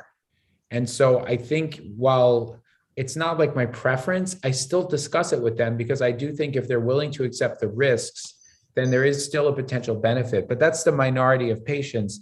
90 to 95% of patients don't fit into that group. And so I think it's not relevant to the field moving forward, but it's still part of my conversation with individual young fit patients. Thank you so much, sir. Thank you. In this protocol, does the MDS and the second cancer risk deters you from using FCR? Yeah, I mean, if I have a young patient, I do believe that, for the younger they are, when their bone marrow is damaged, given enough time, you're likely to have some problem come up. So I do feel it does deter me a bit. And that's the major thing I present when I present FCR as an option to patients, is they have to accept that risk that, while the chances of having AML might be 5 out of 100 or 3 out of 100, for those 3 patients, it's essentially, a life-threatening event. Most of them won't survive that. And so they have to understand that, it's not a 3% risk, it's a 0 or 100% risk. And if it happens to them, then that's going to mandate induction chemotherapy and an allotransplant to survive. There are a number of questions related to the importance of MRD in clinical practice. Maybe you can just summarize that.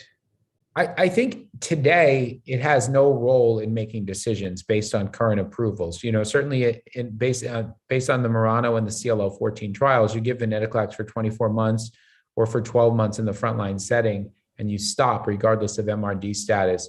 Do I believe that's the way they should be developed? No. I do think that MRD and depth of remission should be driving clinical decisions because none of these drugs are without toxicity. And that in all of our studies at MSK, we have an MRD component that's helping to drive decision-making. And I think probably in the future, as MAGIC reads out, as some other studies read out, we'll start to use MRD to make decisions rather than one size fits all, everybody gets the same thing and then they stop. Thank you. Dr. Aishwarya, your question. Thank you, Dr. Anthony, for the updated talk. Basically, I just wanted to know your experience with the combination therapy of a BTKI inhibitor and anti-CD20 monoclonal antibody.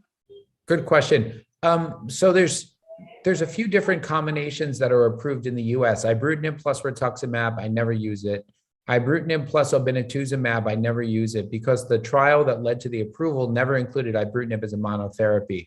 But there is a acalabrutinib plus obinutuzumab approved based on the Elevate-TN trial. And I do use that sometimes because even with 24-month and 48-month updates presented at a previous ASH by Jeff Sharman, the PFS was superior for the acala-obin versus the acala-mono. And because they did assess the contribution of effect in that trial, I do believe for certain patients, the PFS advantage would be appropriate to go after, given the additional risk associated with the anti-CD20 monoclonal antibody. It turns out from the subgroup analyses that the favorable risk patients most benefited from the CD20. Surprisingly, the patients with the deletion 17p did not. And another question, prior to venetoclax therapy in CLL patient, are you doing a CT scan to assess the tumor burden, or are we going by the clinical and biochem parameters? On our studies, we do for sure. I think for patients, it's an individual case by case basis. I'll put it to you that way. Before I start the OBIN, if they have a relatively low white count and they're already in the medium risk range, or likely in the medium risk range, sometimes we won't do the scans, particularly if there's some compromised renal function or there's a compelling rationale not to do it. I think per the way the drug was studied, like for example, CLL14, they checked the scans before they started OBIN, they never checked them again. And so the risk status prior to the start of OBIN was the risk status that dictated how to manage venetoclax.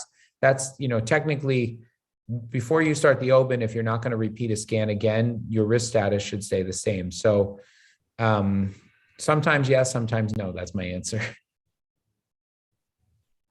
Thank you. Is there a cross resistance between different BTKIs? If somebody has taken ibrutinib for years. Yes. If you're clinically resistant to ibrutinib, there's no value in switching to acalabrutinib or zanubrutinib, for example. Pirtobrutinib, like I presented, is a different mode of binding. It's a non-covalent inhibitor, and so there we're able to overcome resistance in most patients. But none of that class of agent is not yet approved in any country, and so we don't have access to those in the clinic just yet. Right, and if you have an access to both ACAL and ibrutinib, will you restrict ACAL only to those patients who have a cardiac problem pre-existing? Or to everybody you will give ACAL? I'm not changing anybody from ibrutinib to ACAL, but for most of my starts based on the data from Elevate-RR, we're tending to favor the second gen covalent BTK inhibitors like ACAL over ibrutinib, simply because of the differentiation in the adverse event profile. Right. Dr. Sadashiv, your question. Unmute yourself. Yeah. Thank you for a wonderful talk, sir. I think again I have the same two questions. One patient we started her on ibrutinib, developed atrial fibrillation. So she doesn't want to go for something oral therapy or ibrutinib. And can I go for something chemoimmunotherapy at this, or shall we change to an acalabrutinib? One first question, and where do you place this bendamustine in the era of this all the therapies? I've been at MSK for 4 years. I haven't prescribed it once. So it's really not part of my algorithm anymore. Regarding the first question, but again, I totally recognize that in different parts of the world, access to, I could rattle off every drug available in the US. If you don't have access to it, then my algorithm would be completely different. And so maybe a future talk would be, to invite a US based physician to develop an algorithm based on the available agents in specific countries, because if you don't have access to these drugs, this is kind of meaningless for me to, to say these answers. But yeah, sure. If you are on ibrutinib and you develop AFib and it's hard to control, once you get it under good control, you could continue the ibrutinib, or it's reasonable to switch to acalabrutinib. Certainly, the data from the one acala intolerance trial did suggest that the rates of events like atrial fibrillation were decreased when switching from ibrutinib to acala. I probably would just stop my patient and wait for them to progress, if, because they might have a durable remission after they stop ibrutinib, and if they progress, then think about switching to acala. Thank you. Dr. Ali?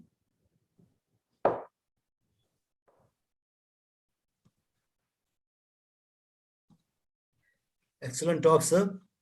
When we look at the CLL, taking from history, that we observe first, see the doubling time, look at the score, think whether you treat or not.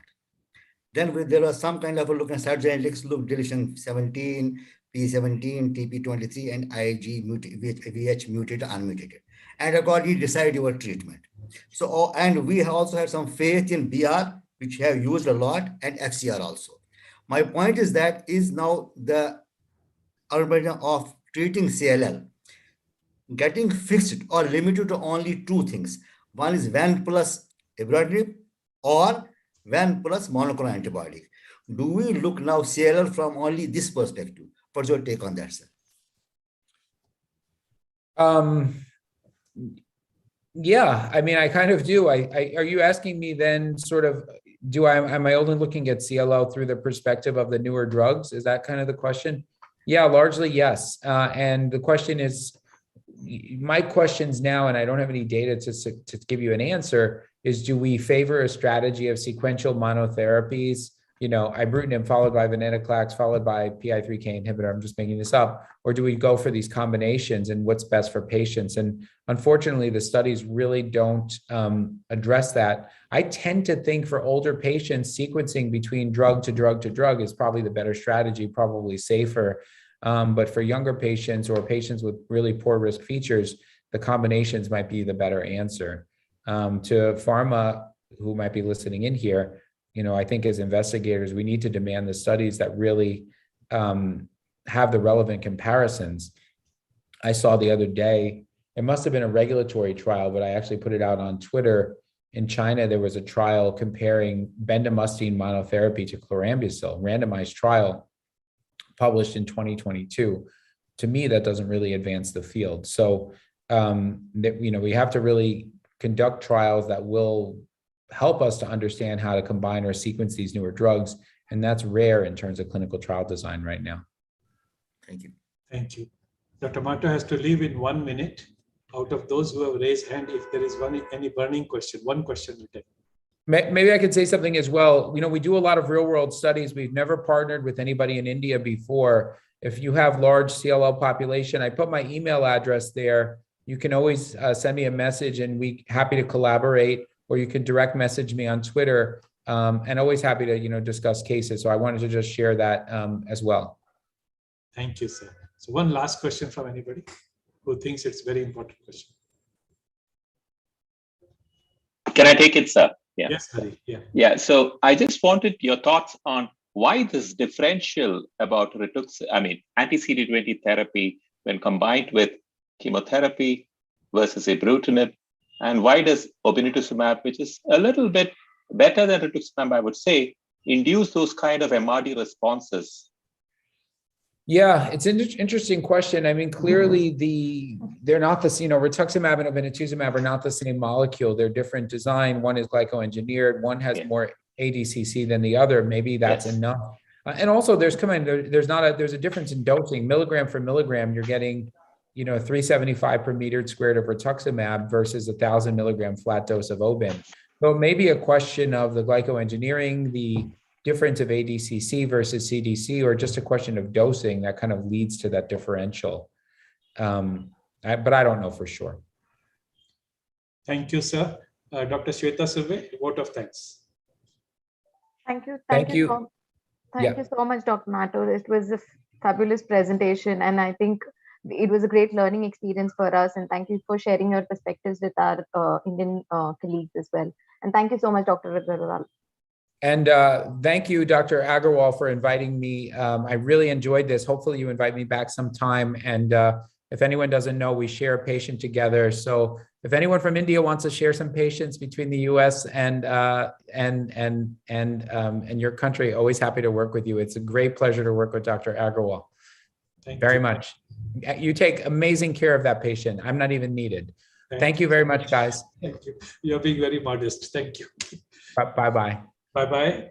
And well, thanks to everybody. We are going to have a break for about 30 minutes, and we are going to join back at about 7:55. Thank you.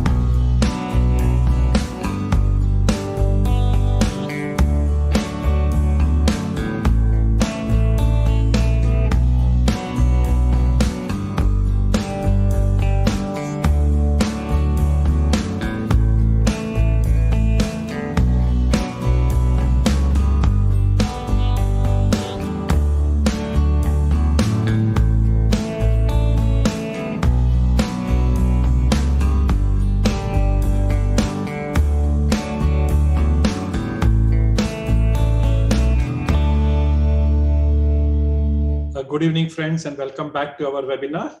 And as was told, we have a session on acute myeloblastic leukemia, an update from ASH 2021. The speaker was also introduced to you, and large number of you have heard in past if you have been attending the webinars of MedG, and you must have physically also met her if you are from Mumbai. Dr. Laura Michaelis, she's Associate Professor of Medicine, Division of Hematology and Oncology, Department of Medicine, Medical College of Wisconsin, Milwaukee. And it's a treat to hear her on this subject of AML, which is her favorite subject. So over to you, Dr. Laura. Dr. Agarwal, thank you very much. I wish I could be with you, although we were just talking about what a blessing it is to have so many people be able to participate virtually. So I'm going to be talking today about acute myeloid leukemia and focusing only on updates either from the 2021 ASH annual meeting or developments that have occurred in the last year or so. And I'd like to sort of categorize things the way we've often talked about acute myeloid leukemia when we're focusing on treatment, and that is treatment options for those who are fit and where the hope is to cure this person with complete eradication.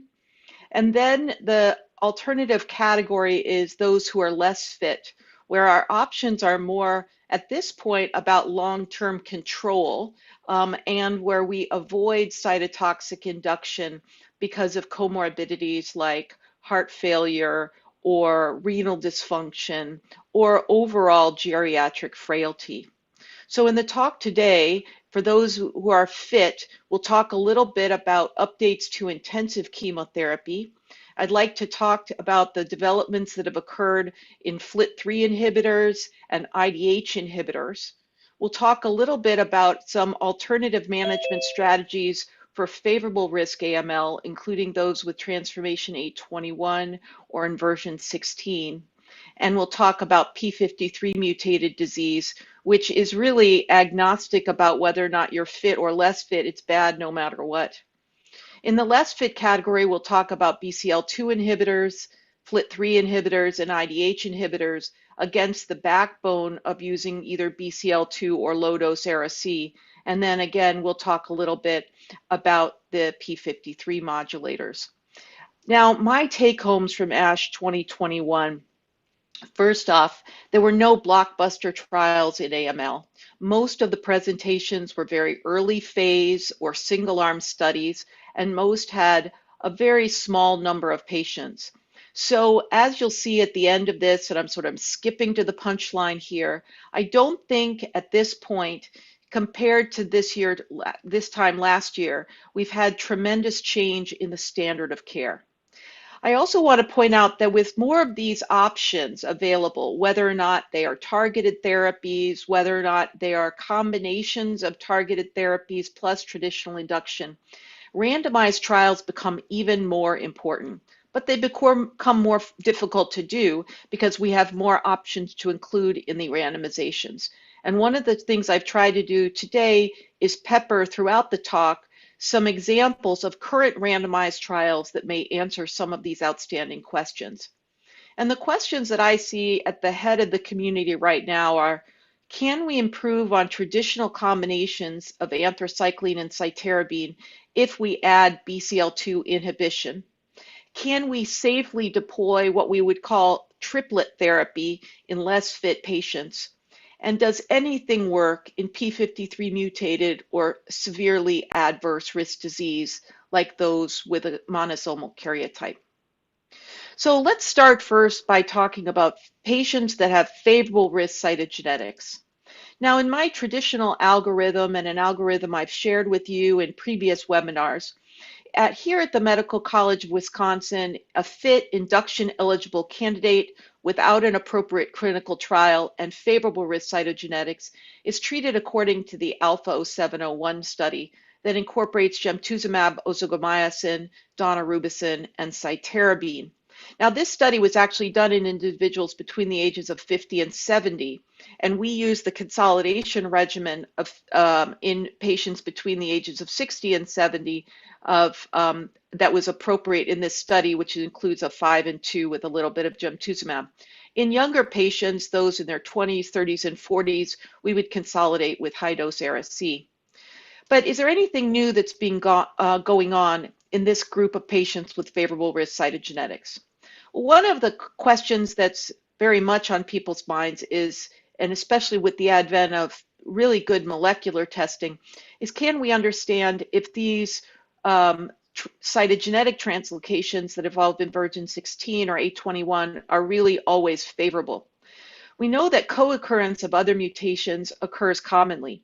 In those with inversion 16, NRAS mutations, for example, are present in 53% of patients, FLT3 TKDs in 15% of patients, and c-KIT mutations in 15% of patients. In patients with 821, c-KIT is present 38% of the time, and a minus Y is also present 33% of the time. So there has been some increasing study of whether or not we can subcategorize patients. And it turns out that there is some compelling evidence that those harboring KIT mutations in the 821 group may have a disease-free survival that's similar to those with intermediate risk rather than those with favorable risk. So if we think in a big picture, favorable risk disease, the long-term survival is roughly 50 to 60% after 3 to 4 cycles of high-dose cytarabine. Secondary chromosomal alterations are common, and in several studies, although not all, inferior outcome is associated with c-KIT mutations. So if we know that, what should we do? Should we use alternative drugs for induction? Or should we use something like minimal residual disease or measurable residual disease to be able to determine who should be monitored or who should be recommended for a stem cell transplant in first CR? So between 20 and 21, there were some developments in core binding factor AML, and that was the publication of the frontline study conducted by the CLAGB with 5 years of follow-up that adds dasatinib, the oral TKI inhibitor that has c-KIT inhibition, to frontline induction. In this patient group, they needed to screen nearly 800 patients to enroll 61, and those 61 patients ranged in age from 20 to 85. And they typically were in the white category. 33% had translocation 821 and 16% had inversion 16. What they found is that about 89% completed most or all of the conduction in consolidation, and that the drugs were relatively well tolerated. Here's the regimen, the treatment regimen here. And this has been published by Dr. Marcucci in Blood Advances in 2020. The overall survival, again, with a single arm study, not much you can tell, but with 5 years of overall survival, 5 years of follow-up, they have an overall survival that looks along this Kaplan-Meier curve with pretty good results.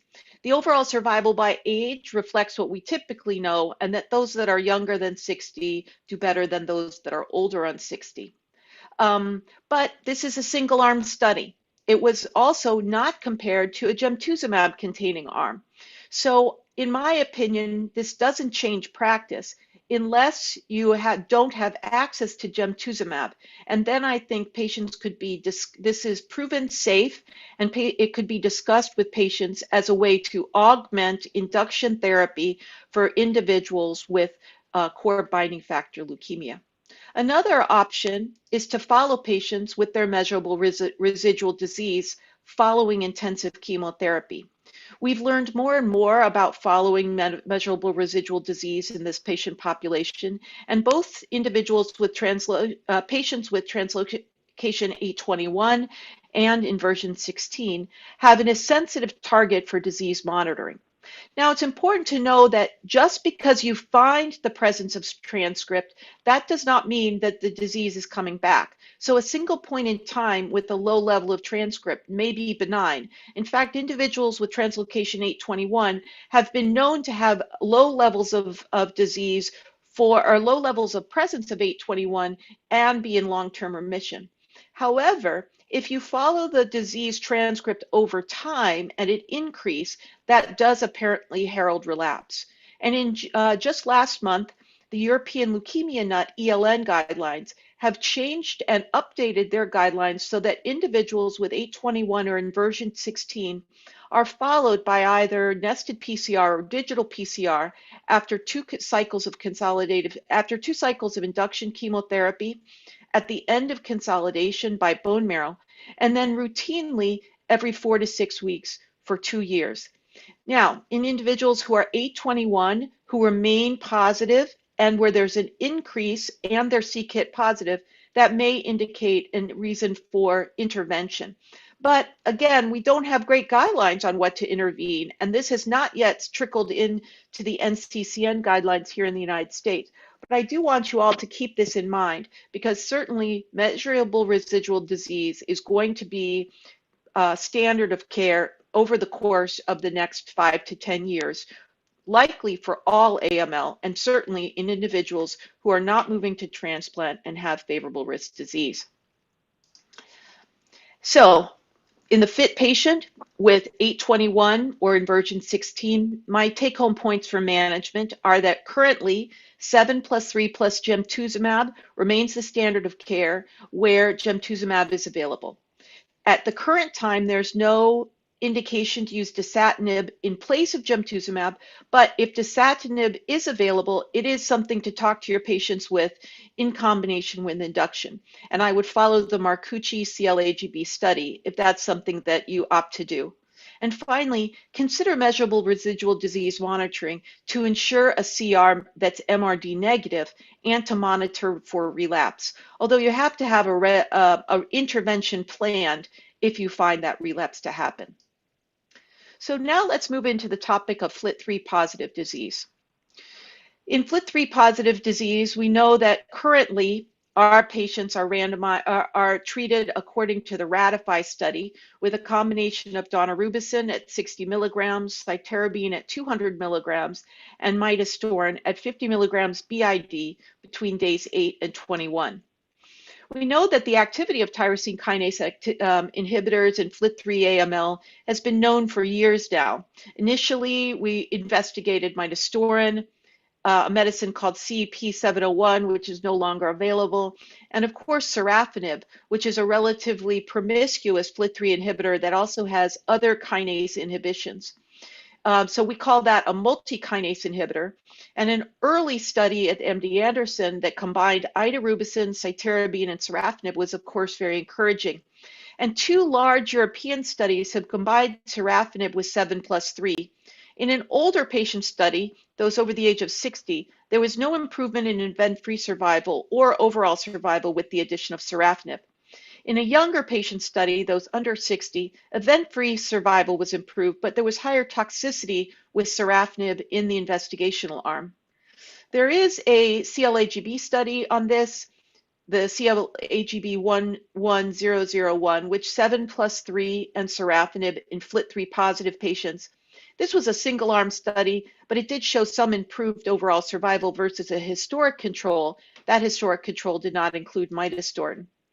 Now, of course, midostaurin was approved by the European regulators as well as the US regulators in 2017 with combination for induction chemotherapy based on the RATIFY study that was published by Dr. Stone in 2017. In this pivotal study, patients had an overall improvement in survival versus placebo randomized against a backbone of 60 milligrams of daunorubicin and 200 milligrams of cytarabine. The midostaurin was given on day 8 through day 21. And you can see here, of course, that the overall survival was good for patients with ITD with a high allelic burden, those with a low allelic burden, and those with the tyrosine kinase domain mutation, the D, which is less common and actually has a better overall survival than those with the internal tandem duplications. Dr. Larson has recently published an update of this, and he looked at the complete remission rates and relapse arms, and shows that the overall complete remission rate of the midostaurin arm was 65%, and that the relapses were 42%, and the relapses in the placebo arm were 49%, but the CR rates were lower in the placebo arm. So, things to remember about this study. The risk of death is reduced by 22% if you are able to add midostaurin to frontline chemotherapy, and it decreased the cumulative relapse rate. But GI toxicities are not insignificant. Now, note that the midostaurin is currently available for patients who get daunorubicin at 60 milligrams, but currently many of us use daunorubicin at 90 milligrams, and that may increase the GI toxicities. And also, I want you to remember that the patients over the age of 60 were not eligible for this study. Now, in ASH 2021, there was an updated publication of a German study that included midostaurin with intensive chemotherapy, again using a backbone of daunorubicin of 60. But what's notable about here is that, one, this is not a randomized study. It was compared to a historical control, and patients up to the age of 70 were included, and it was found to be safe in that population, which is reassuring. It was restricted to FLT3 internal tandem duplication, not those with the tyrosine kinase domain.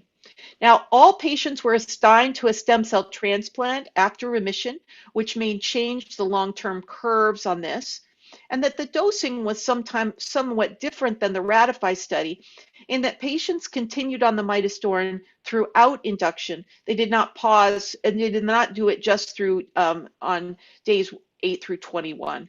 But what you can see here in this curve is compared to historical, those who are under the age of 60, which is this blue line here, and those that were over the age of 60, which is this red line here, had a better, I'm sorry, those were the over the age of 60, which is this dark red line, or the light red line here.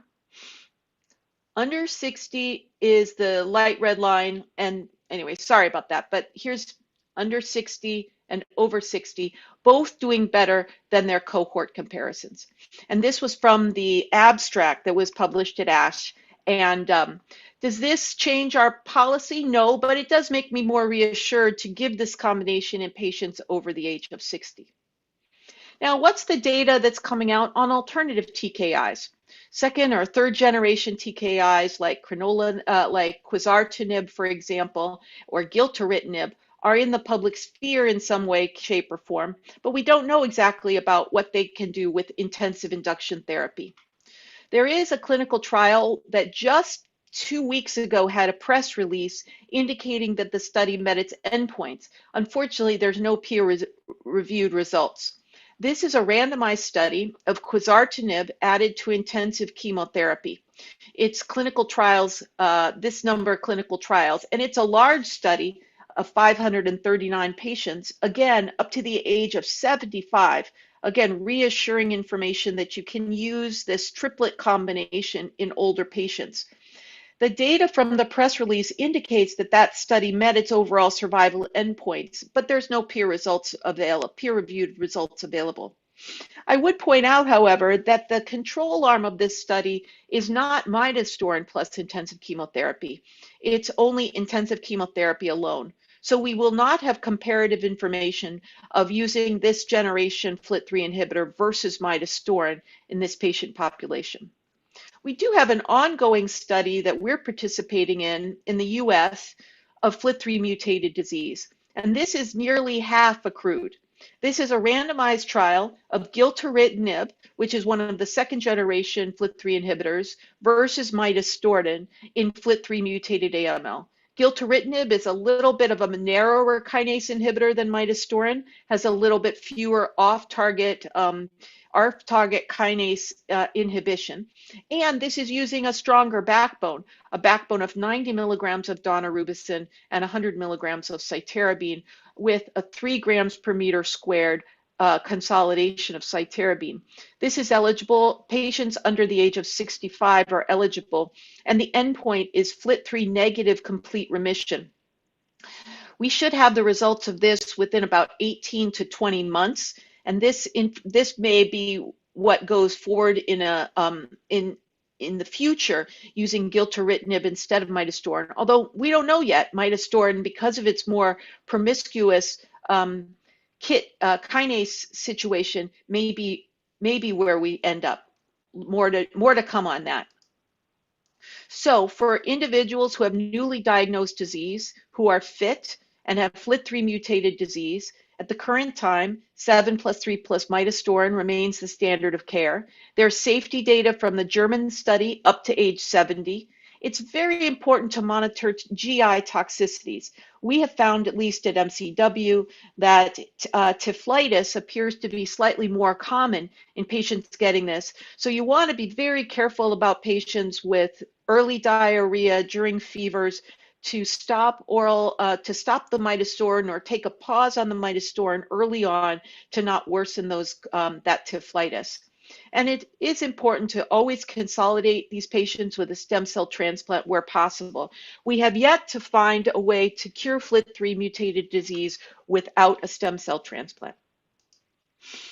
So what about FLT3 disease in the less fit population, those who are frailer? And for that, I want to pull our attention again to the backbone of the azacitidine and venetoclax from the VIALE-A study.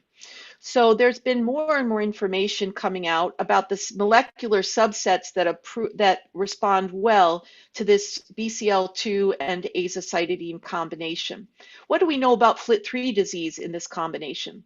Again, this was published in 2020 by Dr. DiNardo and colleagues. This was a large multi-center trial, and we've talked before about the VIALE-A study and aza-ven as a backbone for most less fit patients who present with AML at this time frame. But we don't know about, can we combine venetoclax with a FLT3 inhibitor and skip the hypomethylating agent? Or perhaps for people who've already been treated with a hypomethylating agent.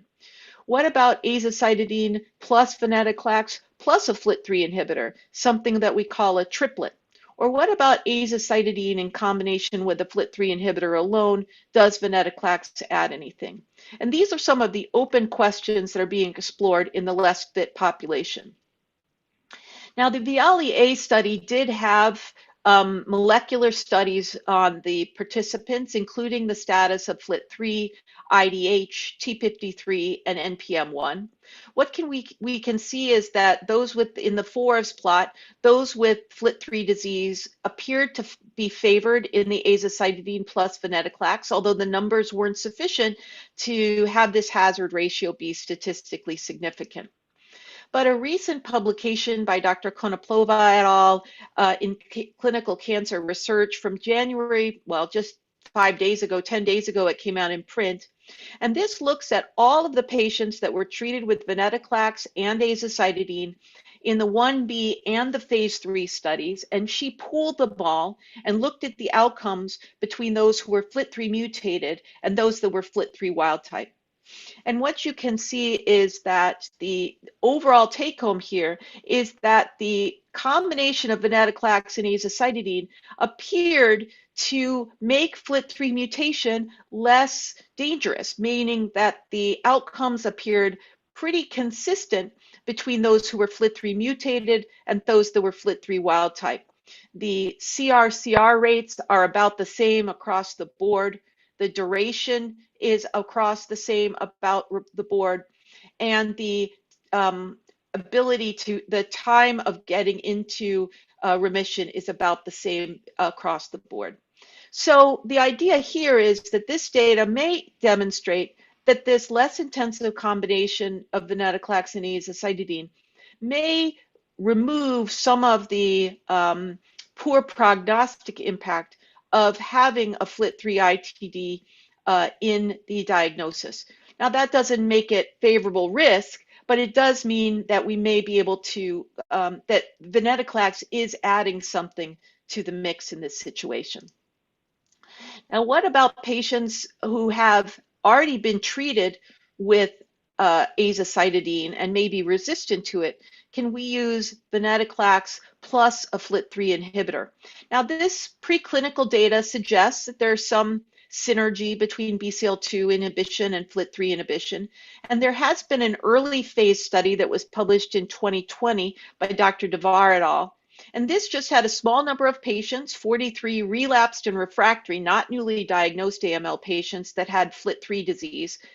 He used a rising dose of gilteritinib plus venetoclax and found a CR, CRI, CRP rate, so a combined CR, what they call CCR, of 34% and a median overall survival of 12.3 months. Now, this is a different set of patients than a newly diagnosed. They are relapsed and refractory, and a number of them had seen other regimens prior to entering this. So in 2021, he presented in the his phase 2 results. Again, this was with relapsed refractory disease, not newly diagnosed, but did show safety of using gilteritinib plus venetoclax in these 54 patients. And what he showed is that those who achieved CR did better if they did better if they cleared their FLT3 allelic burden. So I don't want you to look at this graph and think it's some comparison between two arms. This is just a sort of a second look back at the secondary endpoints. But the takeaway here from his presentation at ASH this year is that this is a safe combination and something to think about in your less fit patients who've already been exposed to hypomethylating agents. What about using azacitidine in combination with a FLT3 inhibitor? So no BCL2 inhibitor. So this is the results of the LACE-WING study. This was a relatively well-anticipated phase 3 study, open label, where patients with FLT3 mutated AML who were not eligible for induction chemotherapy were randomized to gilteritinib plus azacitidine, or azacitidine alone. And it turns out that individuals, that the first arm, the gilteritinib alone, was removed after some time. And then, so really what was presented here is the difference between azacitidine alone and gilteritinib plus azacitidine. And this was presented by Dr. Eunice Wang in ASH at this last ASH. What they found is that the median overall survival was not different between the two arms, and that the the median overall survival did not significantly differ based on the ITD burden.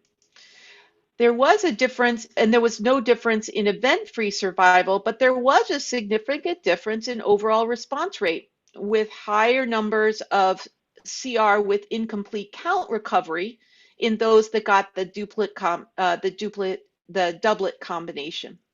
So the takeaway for this is that while there was a significantly higher CR rate, there was a similar overall survival. And part of that could be that the use of subsequent therapy, and there were a higher proportion of patients with a poorer performance status in the combination arm. In addition, we know that having a complete response but not recovering your counts does not necessarily help with overall survival because it increases the transfusion dependence and the infection rate. So this basically tells us that we shouldn't necessarily use azacitidine plus gilteritinib versus azacitidine. But again, it doesn't tell us anything about the use in comparison to a BCL2 inhibitor backbone. So what about triplet therapy? We know that patients with newly diagnosed FLT3 mutated AML are poor risk, and we also know that quizartinib is a second-generation FLT3 inhibitor, so perhaps there could be synergy with that. And there is ongoing study looking at quizartinib combined with either venetoclax and decitabine or venetoclax and azacitidine, and we did have updates about that in ASH of 21. In this study, which was presented this year, this looks at quizartinib plus venetoclax plus decitabine. So this is a classic triplet therapy. And this was in both relapsed and refractory patients, as well as newly diagnosed patients who were ineligible for chemotherapy, although that was a small number of patients. We're talking about 5 of those patients. And the endpoints in this study were complete remission rate. And what they found is that it was relatively safe. There were some hematologic DLTs, but no non-hematological DLTs. And they also found that in the newly diagnosed cohort, all 5 of them achieved a complete remission, either a CR, true CR, or a CRI, and that there was a clearance of their MRD in a good number of those patients, including 80% being negative by FLT3 PCR. Now, do I think this is enough to change practice? Absolutely not. This is extremely early, and we're talking about just 5 patients. But I do present this because it was part of ASH 21, and more importantly, because I think this is the kind of thing that's going to be tested in larger group studies in the coming years. There was also a study presented on azacitidine, venetoclax, and gilteritinib. So the only difference here is decitabine versus azacitidine. Of the 11 newly diagnosed patients, all patients responded and achieved a marrow remission. 73% had a complete CR, meaning that their peripheral counts returned to normal in best response.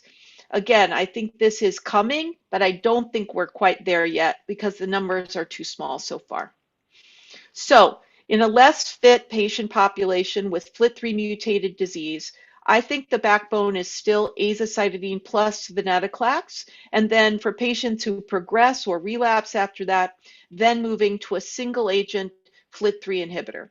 We do not yet know if of any of these possible combinations is more efficacious or safe than that backbone.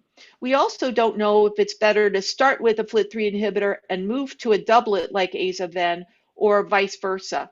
So those are the kind of questions that we'll be testing as part of a cooperative group clinical trial here in the United States.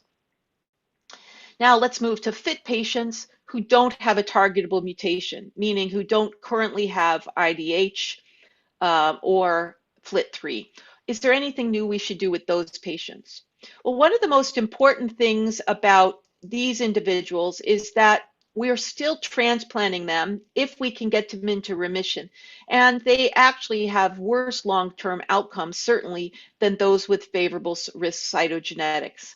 We also know that venetoclax is one of those newer agents that's agnostic to target for the most part.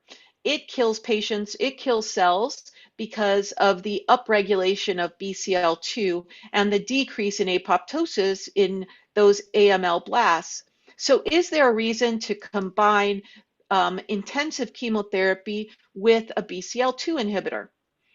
So the most important study on this is a 1B study, again, very early, that was published by Dr. DiNardo and colleagues in the Journal of Clinical Oncology late last year. And this study looks at the regimen called FLAG-IDA, fludarabine, cytarabine, and idarubicin in combination with the BCL2 inhibitor venetoclax. This is a phase 1B study, so it included both newly diagnosed and relapsed refractory patients and had a total population of 68 patients. Now, these patients were young, they were fit, and because this is a single institution study, if I remember correctly, most of those patients were able to travel to MD Anderson, for example, and that also gives you a relatively healthy cohort of patients. Nevertheless, they found that this was a relatively well tolerated. The incidence of febrile neutropenia in the newly diagnosed cohort was here, in all cohort was here, somewhere between 30 and 40%. Bacteremia, sepsis, abdominal pain, tophitis, all the normal adverse events you'd expect did not seem to be amplified with this regimen. This is the data that is presented from the JCO article, and I want you to focus on this third column here. This is the phase 2A of the newly diagnosed group. Again, there's just a few patients in this, not more than a handful. Nevertheless, 69% of those patients achieved a complete remission. 17% of those received a complete remission without hematologic recovery, and CRI with incomplete count recovery. That is a very strong showing for this newly diagnosed patient population. Even those with relapsed refractory disease had a good number of early CRs with this combination of therapies. This was updated at ASH 2021 by Dr. Lashowitz, again from the MD Anderson. In here you can see the regimen, which includes 400 milligrams of venetoclax, G-CSF, fludarabine at 30 milligrams per meter squared given for 5 days, cytarabine at 1.5 grams for 5 days, so slightly less than the traditional flag IDA combination and idarubicin. And this is how consolidation occurred.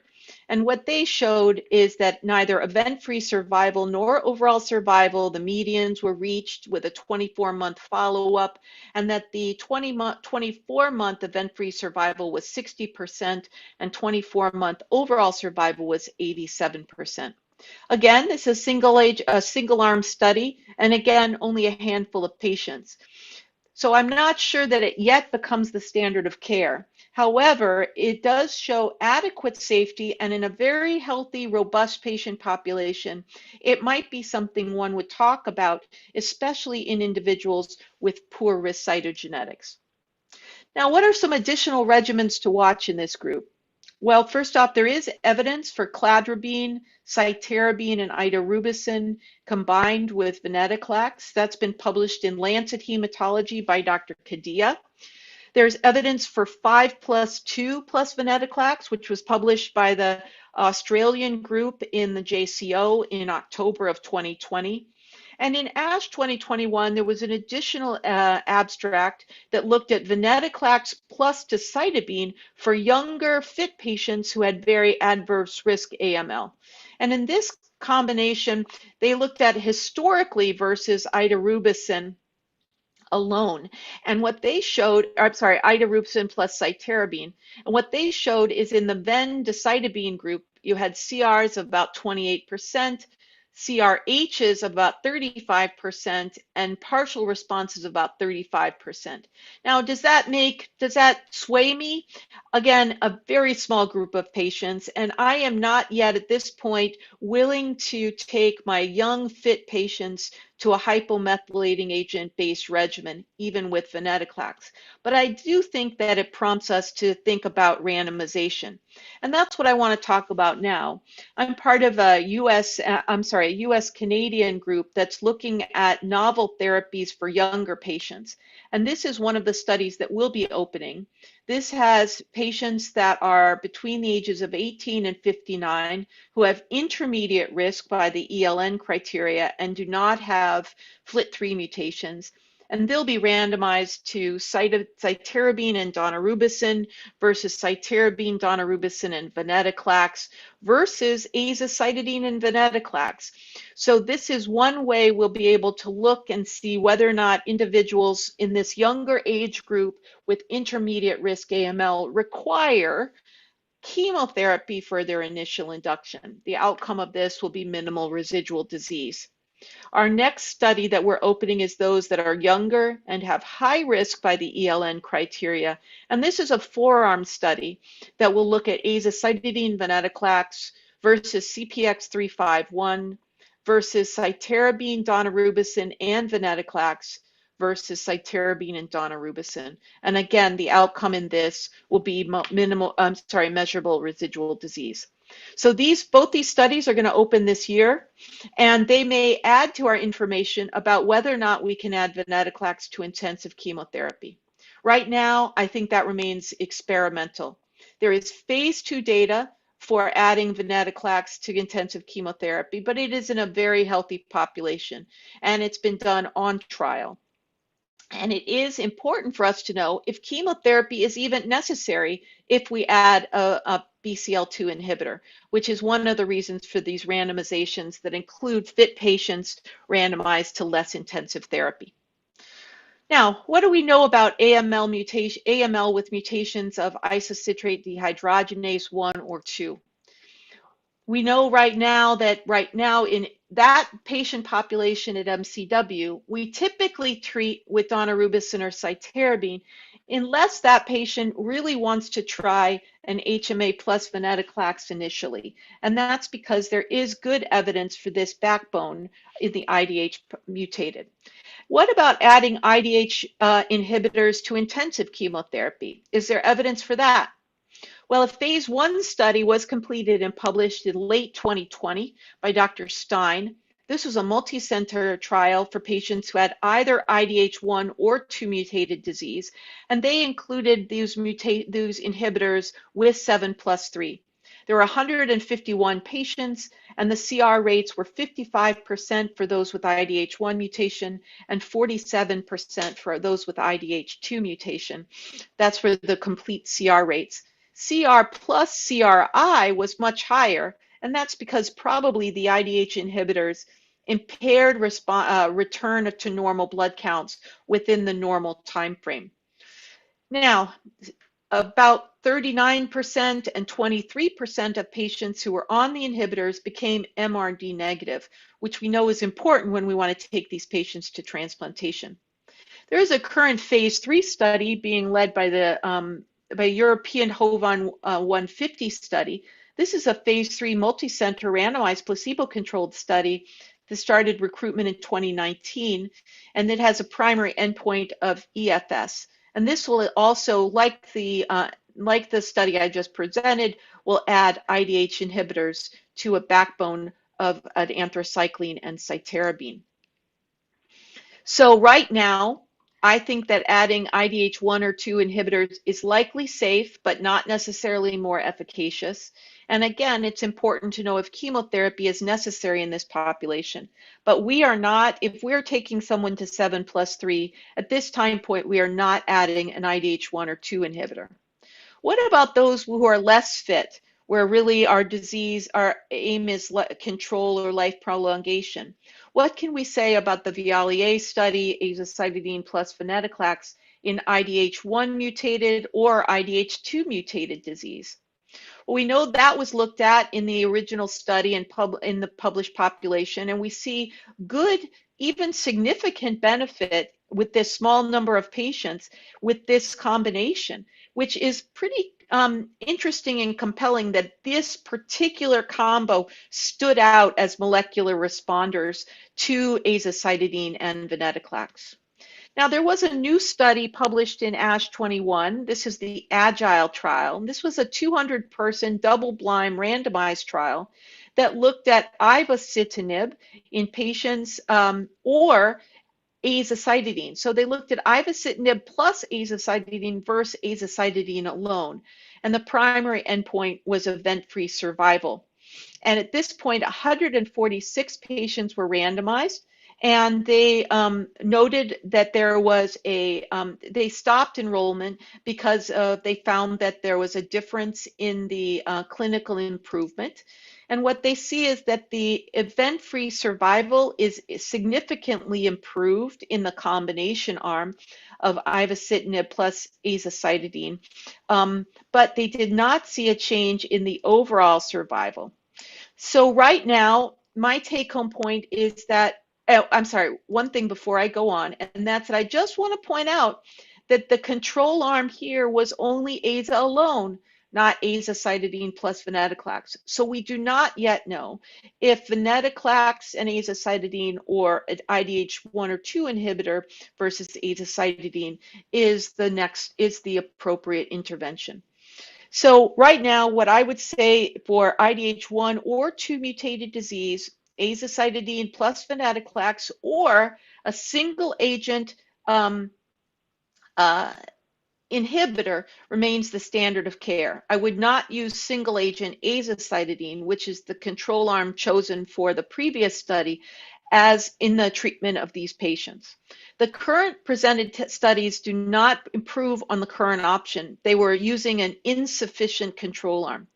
But the early data on triplet therapy, can we use azacitidine and venetoclax plus an IDH inhibitor, is just now coming out. This was published, I think, the day before yesterday, that looked at enasidenib and azacitidine and an IDH and venetoclax in patients. What they did is add venetoclax a little bit after the azacitidine and enasidenib had been used. Now, this is very, very early. There was only, I think, 7 or 8 patients in this, maybe a few more.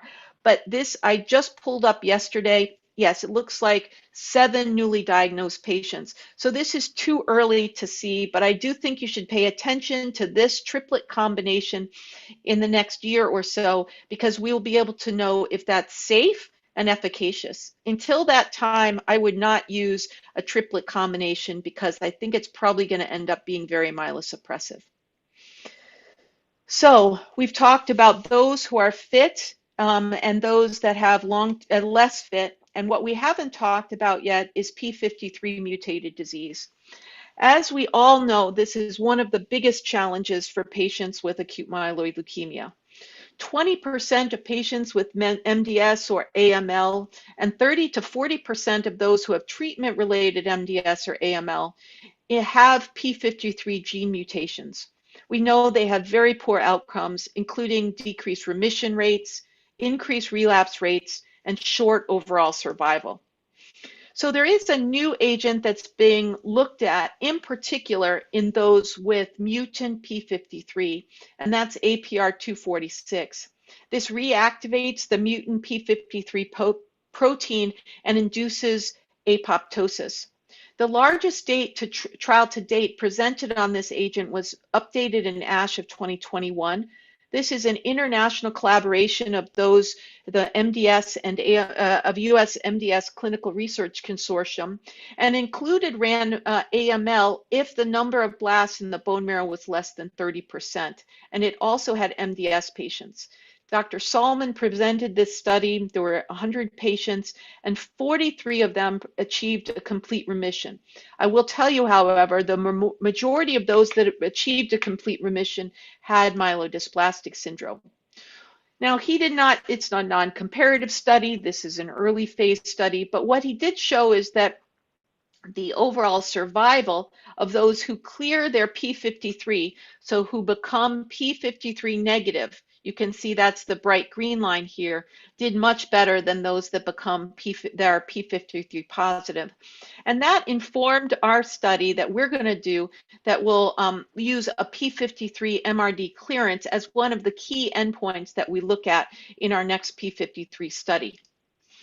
The other agent I want to draw your attention to is an anti-CD47 agent. CD47 is an expression marker that can sometimes prevent the phagocytosis of AML cells, and an anti-CD47 is being looked at as a way to increase the phagocytosis of AML, irrespective of p53 status.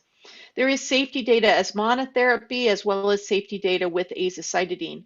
And in ASH 2021, we saw a publication by Dr. Devar of a triplet combination that looked at azacitidine, venetoclax, and magrolimab in frontline AML. Not all these patients had p53, but this looked at 16 patients with an overall response rate here of 100%, although some of those again were CRIs and morphologically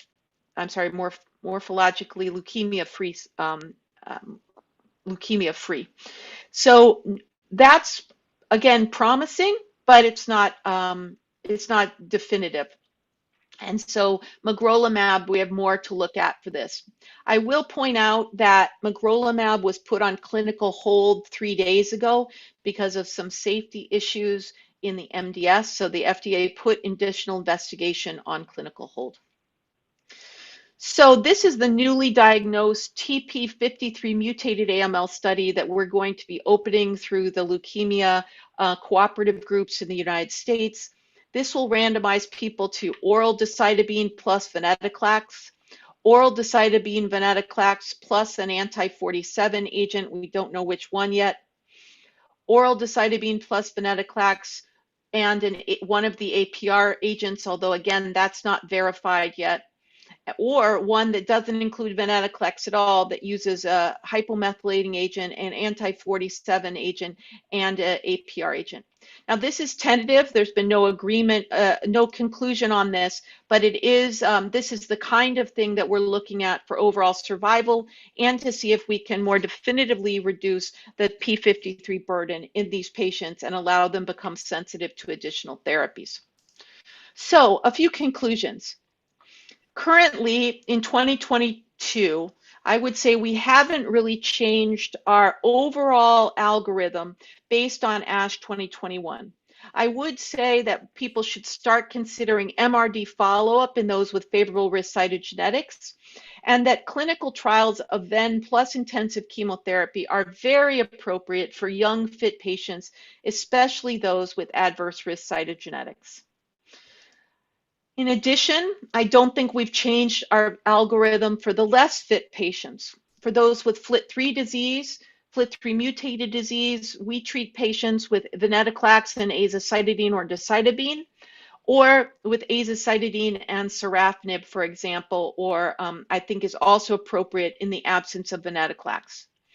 For patients with IDH1 or 2 mutated disease, we use azacitidine, venetoclax, or decitabine, again, the Viali-A study, or it's appropriate to use an IDH1 or 2 inhibitor monotherapy. For those without targeted mutations, I again fall to an azacitidine backbone, azacitidine plus low-dose cytarabine plus venetoclax backbone, or of course Glastigib and low-dose cytarabine. I do think that triplets are not yet ready for widespread deployment. So that's my summary. I just want to say thank you for your attention, the kind invitation to join you. I'm more than happy to take any questions. Thank you very much. Thank you so much, Dr. Laura. That was fantastic. Systematically, you updated us with everything that happened in ASH 2021. And triplet was probably the hottest subject. It covered more than half of your lecture. Thank you so much for doing that for us. Absolutely. Before I ask others, I want to ask you one question. Of course.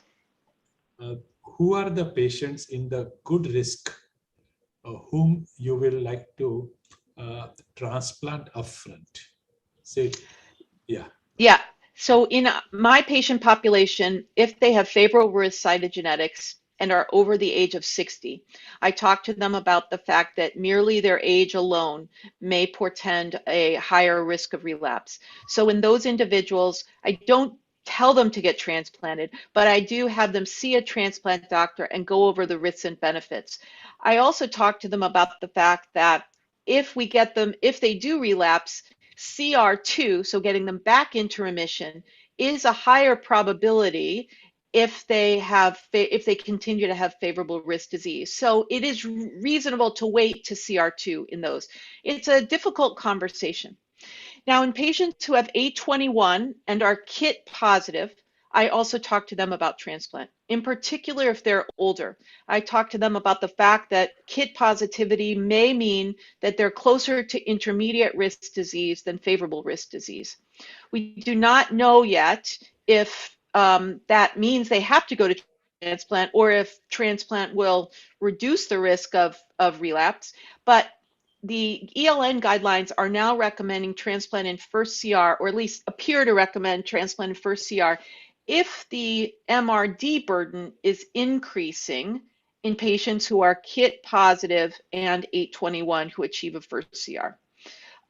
So I haven't had that many, it's a rare condition, but I do monitor MRD in patients who are 821 KIT positive. And if it's going up or if I don't get it into adequate CR, then I do recommend that they see a transplanter.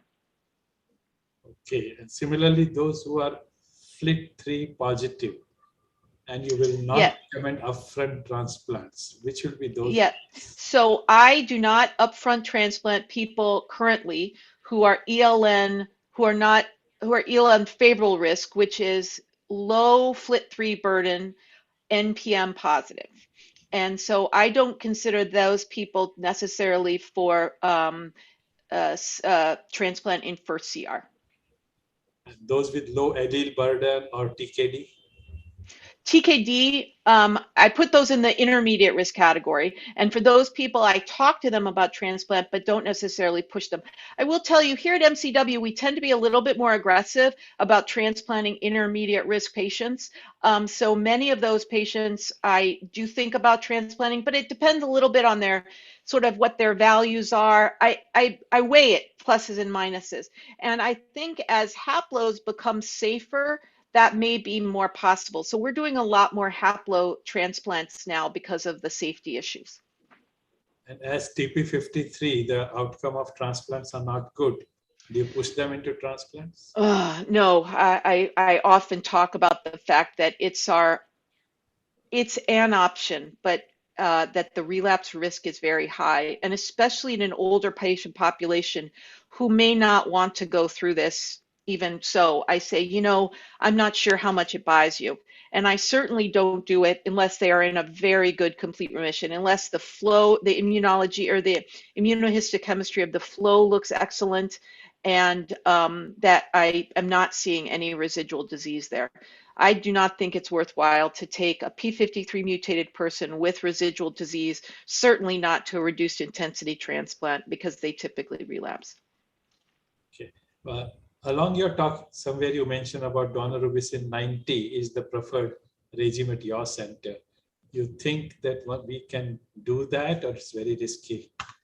We have a lot of... Yeah, so we use daunorubicin 90 and 100 of cytarabine as our backbone. And that we use that based on the fact that there appears to be equivalent safety to 60 milligrams when you combine it with the 100. And because there may be a little bit more benefit in patients with NPM1 positivity or FLT3 positivity.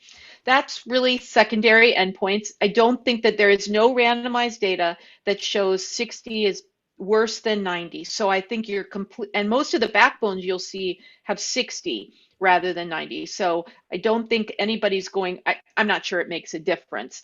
If we use 90, however, we use 45 for a readmission, a mid-cycle readmission, for example. So in the end, you would end up with the same as if you use 60 for 2 cycles.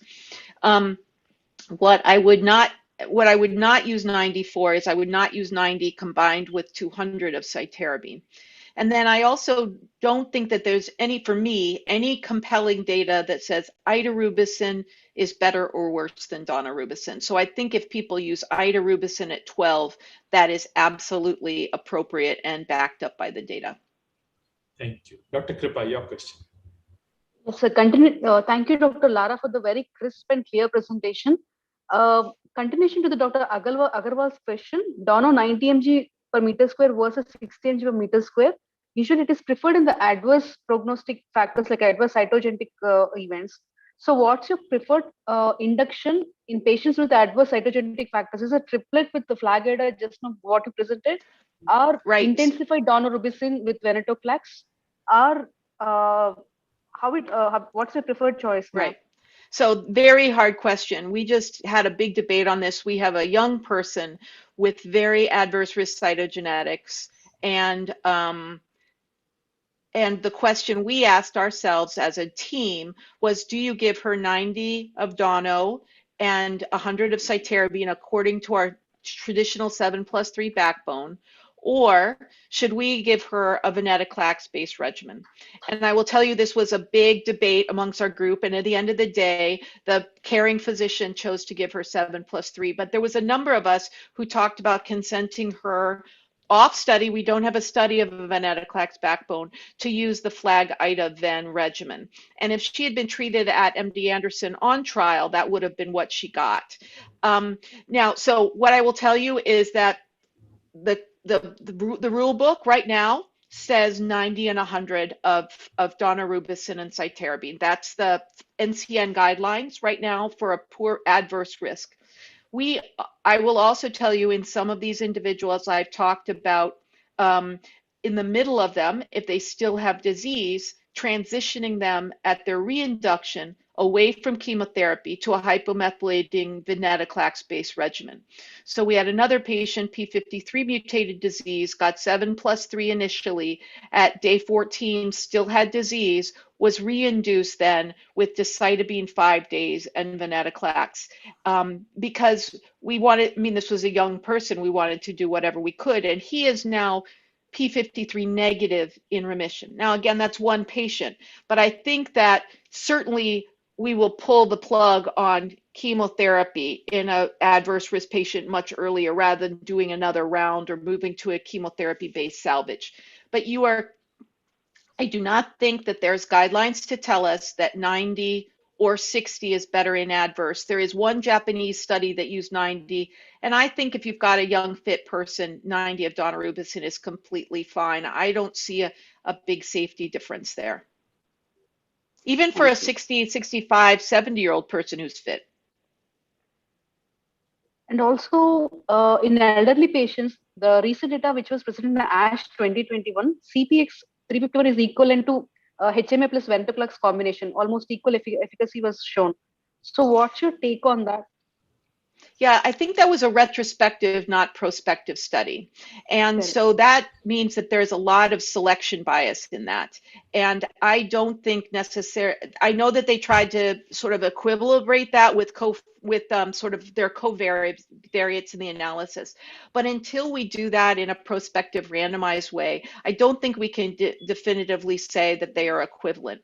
Now, that doesn't mean that if I have an older patient, let's say a relatively fit 70-year-old, I talk about both options. I talk about them working different ways. I talk about the way they target the therapies different ways. And I also talk about the chronology. Is there a benefit to doing aza-ven first? And if you don't respond, then moving to CPX or vice versa. Now, I do not have definitive randomized data on those, but it is extremely reasonable in the patient population of 60 to 75, fit or unfit, to discuss both options because they're both tolerable. They both have good efficacy. And, so I do think that that's a reasonable approach and it's certainly one that I do. I talk about those options in my over the 60 population. Thank you. And also can I just add one other thing? The thing that is compelling about CPX is that it may deepen the response. And if you're going to take somebody to transplant to have less disease, because the thing that's nicest about CPX is what's happened after transplant, that improvement in that curve keeps going up. We don't have a lot of data after transplant in the aza-ven. So if I know I want to take somebody to transplant, I will usually persuade them to do CPX versus aza-ven. If I don't think they're ever going to go to transplant, then I don't necessarily push them to CPX first. But again, that's a little bit of style. So I'll leave it up to you. That's sort of how I think about things. Thank you. And also 3 FLT3 inhibitors are there. Like, do you favor the new generation FLT3 inhibitor or you are happy with midostaurin? So there is a good data about the new generation FLT3 inhibitors as well. So what's your preferred I still choice? use midostaurin. I still use midostaurin because of the ratified data. I do not yet think that any of the other FLT3 inhibitors have passed that if I'm using induction. If I'm going to combine it with azacitidine, I feel comfortable combining midostaurin with azacitidine. I feel comfortable combining sorafenib with azacitidine, and I will use it on a clinical trial. Thank you so much for the insights. You're welcome. Thank you. There's one question from Professor Chandrakala. Yes. The newly diagnosed AML, normal cytogenetics, RUNX1 mutation and IDH1 mutation. What would be your preferred regimen? Newly diagnosed RUNX1 and IDH. And if this is a fit individual, I would still use 7+3. And if this was an unfit or less fit or frail older person, I would use azacitidine and venetoclax, and I would hold the IDH inhibitor for whether or not that patient did not go into remission or if they relapsed. I would, of course, try and get them on a clinical trial. And this is the kind of patient, the RUNX1, as you know, is concerning. And so this is the kind of person I would try and get on a clinical trial. Thank you. Our second question is MRD in clinical practice for AML at the moment? So we use MRD, measurable residual disease, in several ways. The first way is that we are hesitant to take people to, the first way is that I monitor NPM1 in patients that have NPM1 mutated AML. I monitor that by PCR every 3 months after a remission is achieved to make sure that it's not reappearing, because that's easy to measure, and it does. If it comes back, then I'm worried about relapse, and I might then start getting that patient ready for a transplant. I use the measurable residual disease for 821 and inversion 16 for patients in favorable risk disease who are in remission, again, to monitor for early relapse. I used, as I said before, I don't have that many patients that way. And when they relapse, then the question is treating them early, taking them to transplant, and that's always a big debate. We don't have great guidance on that. We use immunohistochemistry, so flow cytometry, MRD, before transplant to know if somebody's truly in a good remission. If they are not in a good remission, then we may utilize maintenance after transplant. Although I'm not a transplant doctor, we may use maintenance after transplant if they enter transplant with MRD and have a less intensive conditioning regimen. One related question from Dr. Neeta Radhakrishnan is, while monitoring T821 post-transplant, in case of rising transcripts, when do you intervene? Yeah, so that's a great question. I have no, there's no determinative. I would say that I would refer to the ELN guidance. There's a how I treat 821, how I used MRD in 821 publication in, I think it's in Blood last year, which talks a little bit about whether or not to intervene and when. I think the most that the MRD is going to be able to tell you is that relapse is coming. I don't think it tells us what to do with relapse, but I would, at minimum, if I saw a rising transcript, and this happened in a colleague of mine patient, start getting a donor ready, and then get ready and sort of tell the patient, well, we want to get this under control as soon as possible. There is also evidence that it may come back relatively quickly, so you may not get that much of a forewarning of this. MRD is not my strong suit, so I don't know all the data on MRD. I'm just learning it along the way. Okay, second part of a question is, there is additional c-KIT mutation, then do you intervene very early? As I mentioned, that with the c-KIT mutation, I discuss transplant in CR1 with patients, especially if they're older. If I don't take them to transplant, if the decision is against transplant, then I monitor it. I know that it has a higher risk of relapse because this person really has intermediate risk disease. I might put that person on maintenance therapy if they opted against transplant. So, for example, the oral maintenance in a patient that had 821 c-KIT, I would consider them intermediate risk, and therefore they would be eligible for the oral azacitidine maintenance regimens that have been approved. Thank you. Dr. Aleem, your question. Ma'am, excellent talk. In fact, my question is on the same oral azacitidine, because we know that there are patients who do receive 3/7 followed by first high dose. There is a role of an oral azacitidine as per an NEGM paper. So what's your take on that? Because you mentioned all aspects of AML, how to approach them, how to employ cytogenetics, how to apply molecular markers, and which to use, where to use. So my question is that, what is the role of oral azacitidine in this setting? Do you think that it can be tried and it should be employed? That's a great question. I did not talk about that. I mean, there were large gaps in my talk, but it was too much to cover relapse and maintenance as well. So I appreciate the question, sir. So the way I've been using oral, two points I want to make about oral azacitidine. The first, it is not the same as infusional azacitidine. So you can't just have people take it instead. It's a different regimen.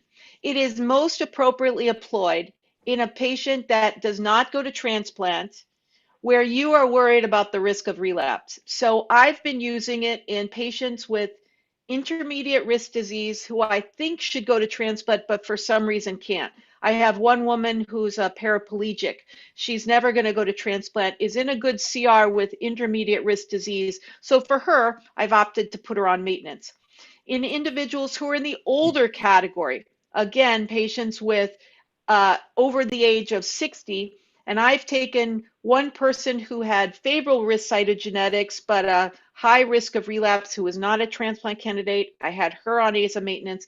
And then anybody who is, again, has intermediate or even unfavorable risk disease who got induction chemotherapy. There is no role for AZA maintenance in people who are in remission after AZA-ven because they're going to continue on the AZA-ven maintenance. But the clinical trial was if you get somebody into remission with AZA, with a 7+3 or another induction chemotherapy regimen, and for some reason they can't go to transplant, azacitidine is a good option. And I actually have had really good luck. I have another guy who I really think it's a great regimen for. Again, this is anecdotal, but he had a myeloid sarcoma after CMML, pretty bad disease, got into a remission, and I have been keeping him on AZA maintenance, and he's been doing beautifully, maybe because of the CMML background, and he just had that myeloid sarcoma. But I think that's another kind of option that you could do. But do not use oral AZA as a substitute for the IV AZA. And I will tell you, as of yet, the oral decitabine cannot be used in combination in the same place a clinical trial might have used IV decitabine. That I think is coming very quickly or coming soon, but we don't have safety data on that yet. So I at least do not yet use oral decitabine in combination with venetoclax. I use IV decitabine or sub-Q or IV azacitidine in combination with venetoclax. Thank you. You're welcome. Any comment on the duration of maintenance therapy with oral AZA? So the study was 2 years. I don't have anybody who's made it 2 years yet, just because it hasn't been around that long. But after 2 years, I would stop it. You could maybe stop it earlier, but I'm not sure the company would want you to, so we'll see. Dr. Priyanka, your question. Thank you, ma'am. Thank you, sir. And that was an excellent update. So my question is regarding c-KIT positive AML. Like the way you showed in your slides, you can use dasatinib in case of GEO if it is not available. So what about the dosing and the duration of dasatinib in that group of patients? So that's a great question. So again, I would refer you to the Marcucci paper. He has all of the dosing there. I believe it was, I don't even want to say it because I would have to look it up again to know the right combination. But dasatinib was used both in induction and in maintenance in that. And there were some dose modifications. One of the nice things about the publications now, both in Blood Advances, in Blood, and New England Journal, is they're also publishing the protocol. So in the supplementary materials, you can download the protocol, which can also give you the dose modifications, which I find to be extremely helpful, because if I'm going to treat somebody on that regimen, which I would feel very comfortable with if gemtuzumab wasn't available, I would download the protocol to make sure that I was following the dose modifications that were part of that study and that were proved safe. So it's a really nice trend in publishing now that these protocols are being included in the supplementary materials, and it gives a lot of aid if you want to follow something. But yes, I would feel comfortable. It's not in our NCCN guidelines because gemtuzumab is available here. But if gemtuzumab wasn't available and you talked with your patient about the fact that dasatinib has been tested and found to be safe, I think that would be appropriate. Okay. And madam, the next question is, how do you treat a patient of secondary AML and patient is young, transplant eligible? So what would be your preferred regimen? Yeah, so what we do here is that we use CPX-351 in patients that have secondary or MDS-related AML, even if they're younger than 60. That regimen we talk about. We also have a clinical trial of decitabine plus venetoclax in those patients. But I would probably still, in a young fit patient, use induction regimen like CPX 351 or even 7+3. You could argue that 7+3 is appropriate because CPX 751 or 351 wasn't actually tested in patients who are young, but the FDA approval is for any age that has treatment-related disease or secondary AML or MDS-related findings. Madam, what is your thought regarding decitabine plus venetoclax followed by if the patient is MRD negative post 2 cycles take up for transplant? If that happened, good for you. That's awesome. It's not necessarily something that we could predict happening based on the data, but there is, I think that would be great. And any experience regarding post venetoclax, azacitidine or decitabine combination, any problem while the patients are being taken up for transplants? Yeah, so far we haven't seen that yet. There is a good clinical trial going on now of venetoclax post-transplant.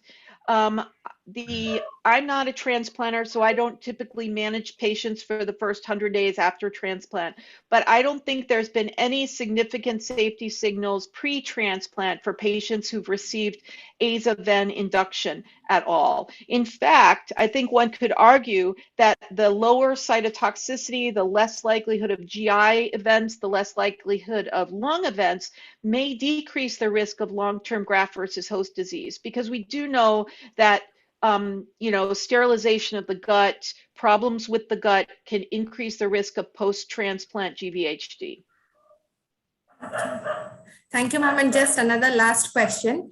When do you measure the MRD in patients who are on venetoclax, azacitidine or decitabine? You look at the morphological CHR or you look at the incomplete CHR and then you go for an MRD assessment, or it is like post 2 cycles? Because most of the studies which you showed over here, they were all post 2 cycles MRD assessment. So is it? Yeah, so what I typically do is after a single cycle, so day 28-ish, somewhere in there, if the person's still very cytopenic, I marrow them. And that's because unless the person's completely recovered and looks to be in remission, I marrow them because I want to know, are they still have disease or are they cytopenic because this is a very myelosuppressive regimen? It's a little bit false to call venetoclax hypomethylating less intensive because it's extremely myelosuppressive, as you know.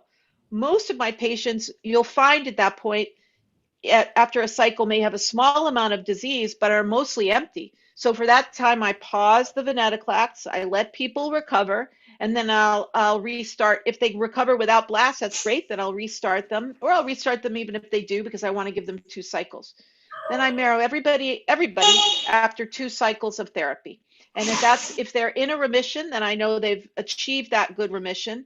If they're not in remission, I don't typically give a lot additional therapy, maybe 1 or more, but most people with the aza-ven achieve a remission within 2 cycles of therapy. Now, MRD is not as critical for me with this regimen because most of the time I'm using it in people who are less fit and not likely to go to transplant. So I'm not sure what MRD serves, right? Because in those patients, what I'm really aiming for is less burden of disease, less transfusions, less hospitalizations, et cetera. And so MRD is not as important for me as a clinician, not as a researcher, but as a clinician. MRD in a patient, like in a less fit patient, is less important to me than CR, which is accompanied by a good quality of life, and transfusion burden, which I think makes a huge difference to patients who are less fit. To decrease the burden of transfusions, the back and forth to the hospital is one of the absolute best things I think we can do for an older patient with AML. Thank you so much, ma'am. You're welcome. A couple of questions from the audience. Dr. Arihant Jain wants to know, is there an endpoint for aza plus venetoclax cycles in patients who are in remission?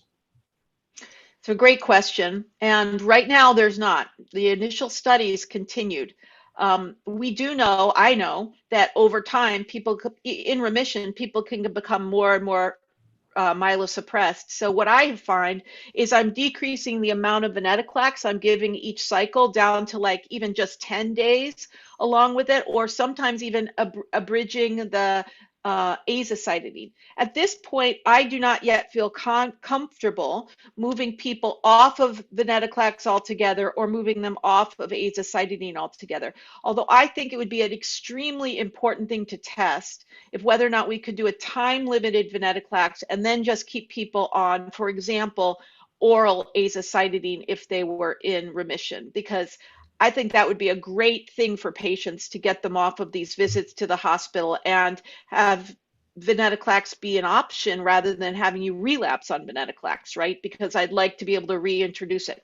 But currently that's not standard of care.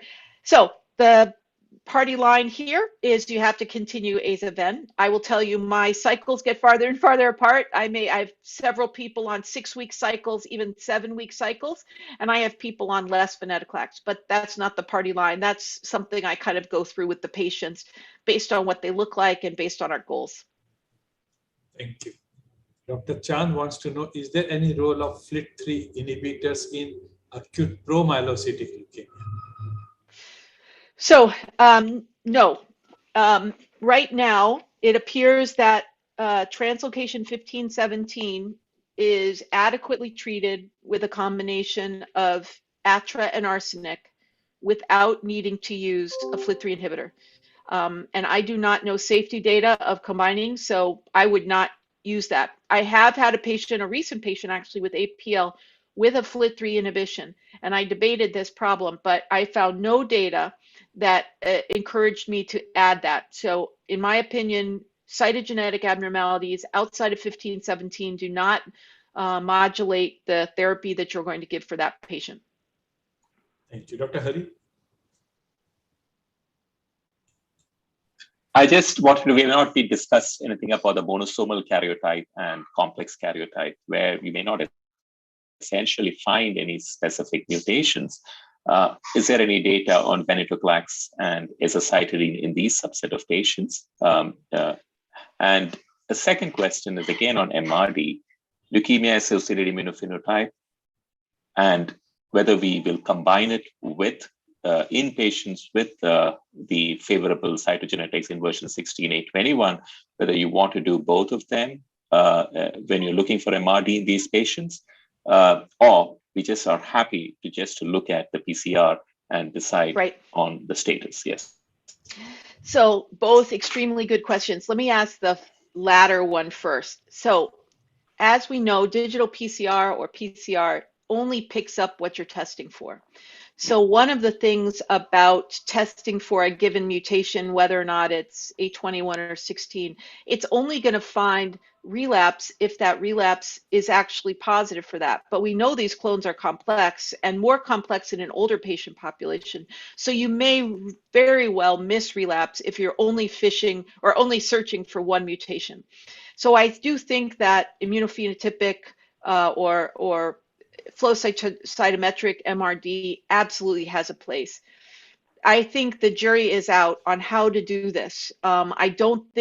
I know that we don't, and I don't think anything out of a research setting understands should we be following both, one or the other, how often, and that is absolutely one of the jobs of the community to figure out in the next 5 years. I'm on a couple of panels with a guy named Chris Horrigan, who you may have heard of at the NIH, and I think his mission in life is to solve exactly that problem, which is how often and what type of MRD should we be testing. But you bring up such an important point.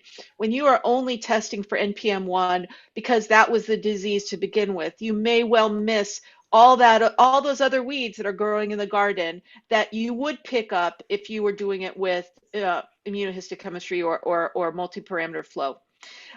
Your second question was on monosomal karyotype and complex karyotype. And So there weren't sufficient patients in VALI-A to draw any true conclusions about monosomal karyotype or complex. They had some, and they fell in the same response. They tended to get into remission, maybe a slight in the 70% range, or maybe slightly worse than that, maybe between 50 and 70%. That hasn't been compared, for example, to CPX351, which I would consider a good standard of care in a fit patient with a complex karyotype. I think this patient population is where we're really looking for, can we move something along the lines of this anti-CD47 agents? Can we move something along the lines of immunotherapies? Right? There's been, I think, inadequate data so far on T-cell engagers, for example, anti-CD33 agents, the kind of things that could get the T-cells involved in this. We may need to move in that direction for those very poor risk karyotype patients. But we don't have anything just yet. There was something on sabatolimab, I think, I can't remember the name of it, which is a TIM3 inhibitor at ASH, but again, very small numbers. That was really my takeaway for ASH overall, was a lot of the studies had very small numbers and there wasn't anything that really drove practice. And I think that's a result of sort of the problem of success about having lots of agents, and we're just not getting traction because we're not comparing the right combinations to one another so that we can move forward and then also let go of certain things that are never going to work, you know? Thank you. Thank you. You're welcome. One question from Dr. Akanksha. How will you treat a case of relapsed leukemia cutis, no marrow involved? Which genetic marker would you be testing at relapse? Can FLT3 inhibitor be given additionally? Yeah, so leukemia cutis is a concerning relapse, of course. In my experience, it's rare that it's only there for very long. Much of the time, the bone marrow follows. We would treat leukemia cutis with a systemic therapy. In our patient population, we use cladribine in combination with cytarabine and mitoxantrone because we like the 2 grams of cytarabine for the dermal infiltration.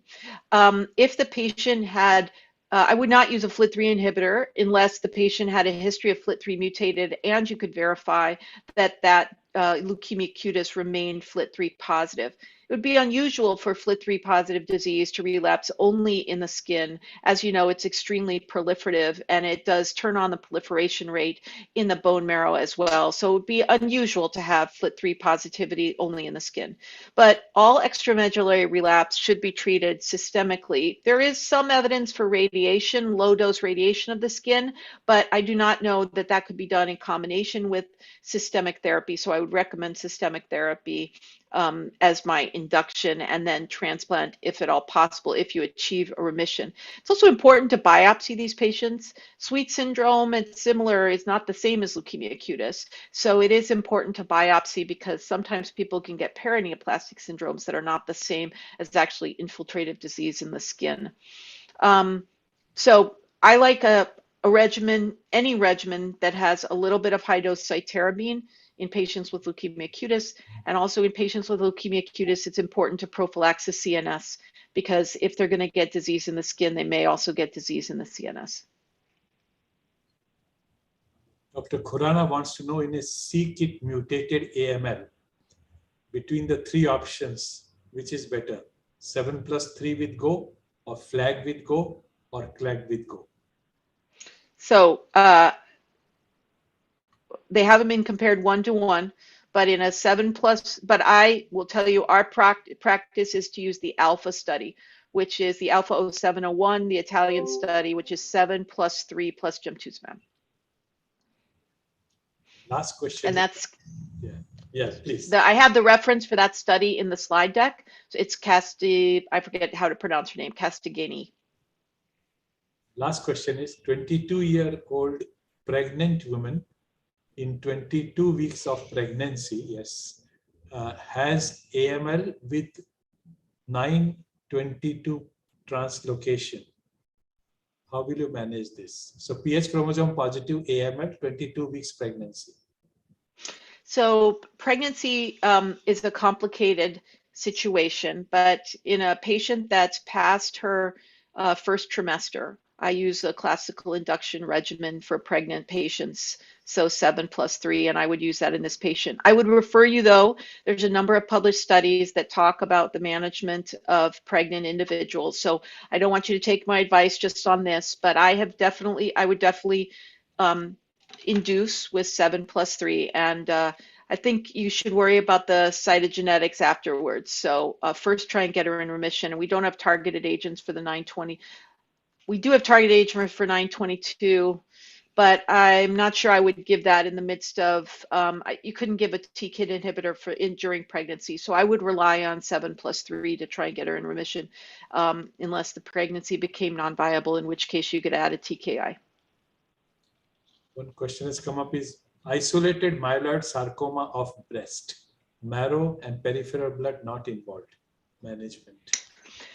Yeah, so myeloid sarcomas need to be managed as systemic disease. It's tempting to just do surgical resection or but you have to remember AML is a systemic disease. So I would typically do induction, and then I might get my radiation colleagues involved beforehand to measure where the disease is and to do some simulations. And you could discuss with them whether or not post-remission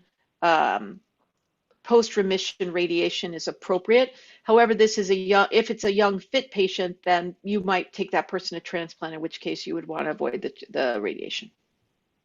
Thank you. Those are all the questions in the question box. Anybody over here has any question? None. Then Dr. Laura, thank you very much. Absolutely. It's a great joy. Thank you all for your attention. I really appreciate your time. Take care. Bye-bye. Have a wonderful day. Bye-bye. And good night to all the people.